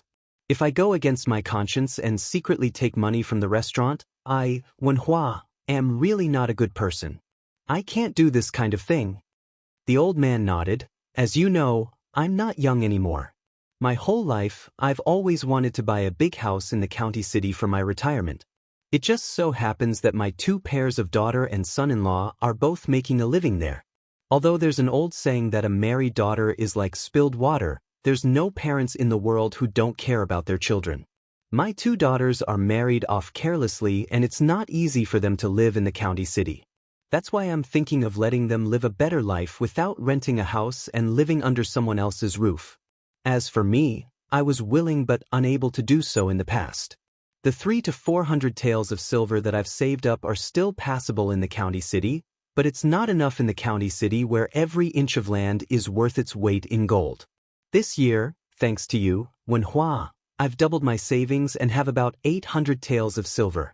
As long as it's not a place where the rich and powerful like Green Rabbit Alley or Children's Alley, it's more or less enough to buy a decent house." The waiter was stunned and said with a wry smile, "Old shopkeeper, I can't afford such a big restaurant even if I sell everything I have." The old man said with a smile, "This restaurant used to be worth about 180 taels of silver. Now, it is different from the past. It should be valued at 300 or 400 taels of silver. You know this in your heart, and of course, I know it better. As for how much savings you have, I know it better. So, I thought of a compromise. The restaurant will be converted to 300 taels of silver. You don't have to rush to pay this money. Just don't forget about the dividends in the future. But let me say the ugly words first. After paying off the 300 taels of silver, if the restaurant still makes money in the future, I, as an old shopkeeper, still want you to be filial to me every year. As for the specific amount, I won't force you. You can do as you see fit. In short, take care of your family first." The young man wanted to say something but stopped. The old man waved his hand to signal the young man to sit down. "Don't feel like you owe me.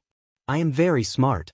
I know that you will definitely make the restaurant business bigger and bigger in the future. With your kindness, how can the dividends be small every year?